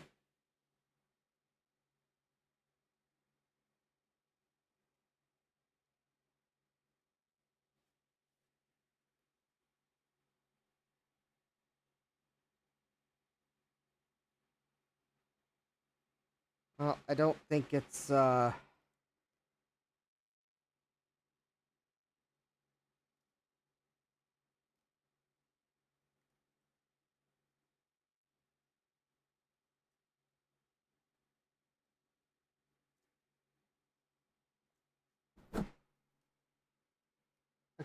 I don't think anything's shorted. All right, let's try that again. Fortunately, I don't think I can turn it. Oh, wait a minute. Here's the power switch.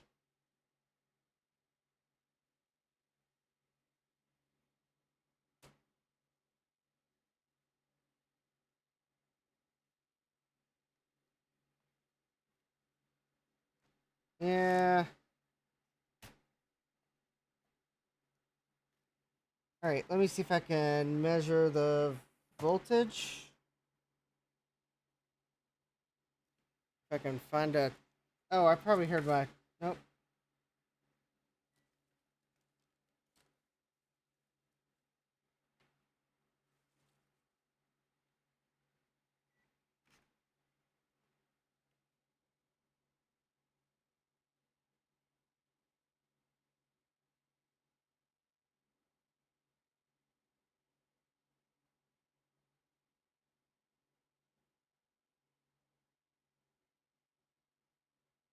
Are we getting any voltages? Where's the power connector go in?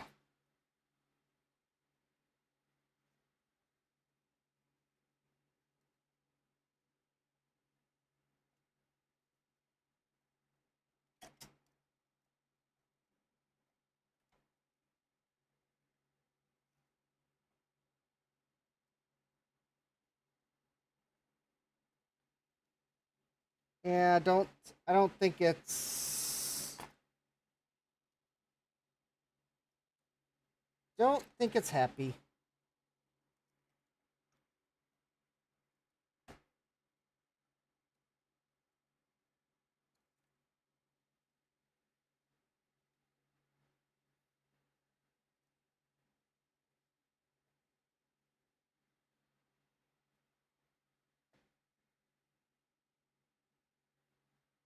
I don't have a place where I can probe the incoming power.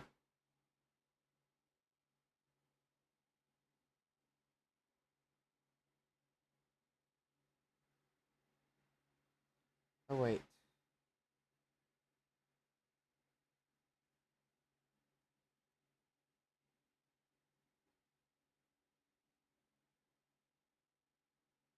Well, I got 2 volts at the power switch. That's not right. Oh, here we go. Why didn't I think of this? Why don't I measure voltage at the power adapter? Oh yeah, it's okay. Well, the good news is there was no risk of me frying anything because apparently with the load of the laptop, the power adapter is delivering a staggering. All right, you're not gonna believe this. Hold on to your seats. It's delivering a staggering 2 volts.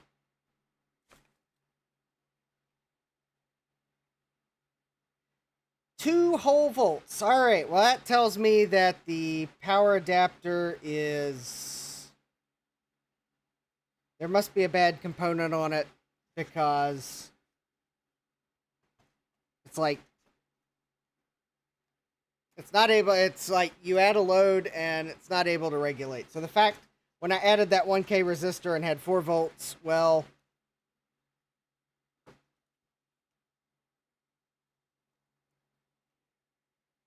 that probably shouldn't have been too much load for that power adapter, but the load of the entire laptop is apparently too much. I'm getting 2 volts, so therefore, I think the conclusion for the evening is that the power supply needs more work, and I will have to queue it up for another day, probably after, well, maybe I've got a number of LTEs that need to be repaired. Okay, something is getting warm on the power adapter when power is applied. So I actually think I've got an idea of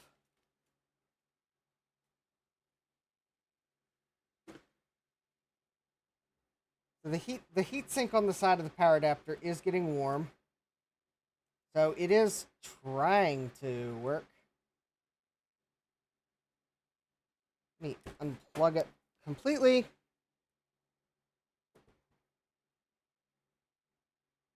Maybe I need to ultrasonically clean it. Maybe I need to make sure the...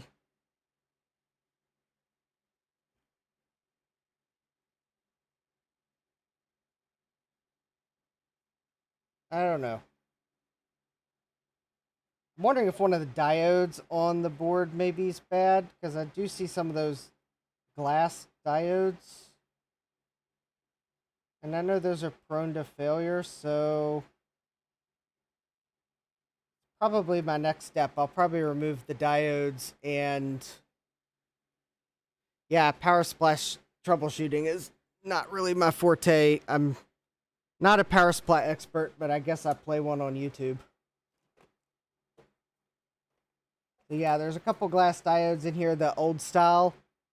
So that's that one, and this one here are probably my first suspects, because I know this style are prone to failing.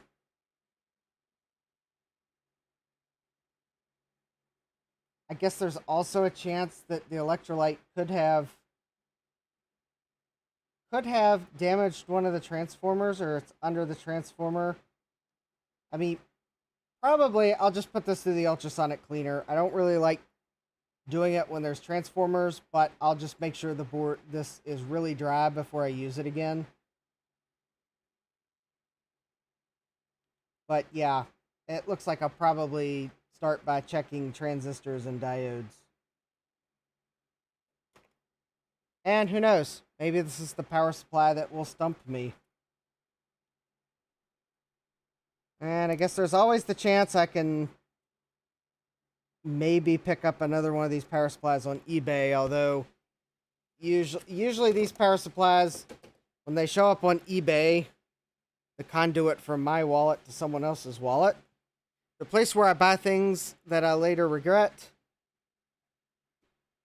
seems like there's a laptop attached to it, so who knows? I may be picking up another LTE 286 in the name of getting a power adapter that probably also has capacitor leakage, so yeah, that's an incentive. Anyways, yeah, that's it for tonight. This power supply will just have to, we'll have to do some more work on it later. I mean, at least the capacitors that I could get to are replaced. I don't think the 2 that I couldn't replace are going to cause this problem. We're probably looking more at there's a bad diode, or maybe the optocoupler's bad, or something like that, so it's just not able to regulate. So, I guess that'll be the next steps later. But it is now quite late. I ought to get to bed. So anyways, I'd like to thank everyone for joining me here tonight. Thanks for the awesome participation in the chat.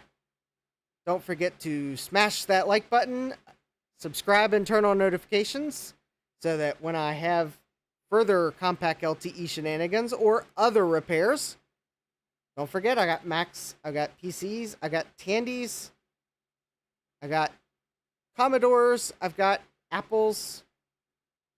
So I got plenty of things that need work. So yeah, turn on those notifications, subscribe so that you know when I go live with any of those live streams or the videos. Stay tuned. I am going to do hopefully really soon, do a quick follow-up on the Necroware module. In fact, it'll be good when I get those parts because I've got that 286 that needs a module before I can attempt to see if that hard drive works in it. So it looks like, though, kind of summarizing this week, we had a 50% success rate on the Mac stream, and we've had a 50% success rate on the PC stream. I mean, the Emerson computer did power up, so I'm going to call that a win. So, guess what? It's a tie this week. Did kill one Western Digital hard drive. The other one could be dead. Who knows? So, anyways, yeah, I need to get that real-time clock module installed in the Emerson 500 EC so that it can remember its settings, so that I'll be able to see if the hard drive even works. So yeah, 50% overall for the week, which, given the fact that one of those computers was acting like a Karen, I call that a win. After all, I mean, the hard drive dies while I'm on the live stream. We all saw it live, or heard it live. Yeah. That was fun. Luckily, it was probably a nothing special hard drive. And yeah. So yeah. Like, subscribe, comment, be cool. Hope to see you all next time. And until then, take care. And God bless.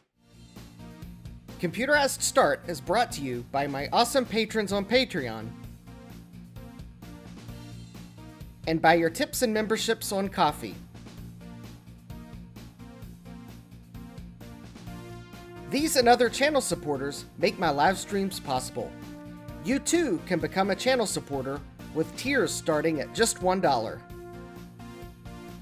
Don't forget to smash that like button. And if you've liked what you've seen, subscribe and turn on notifications so that you don't miss the next video or live stream. And as always, thank you for all your support. I hope to see you next time. And until then, take care.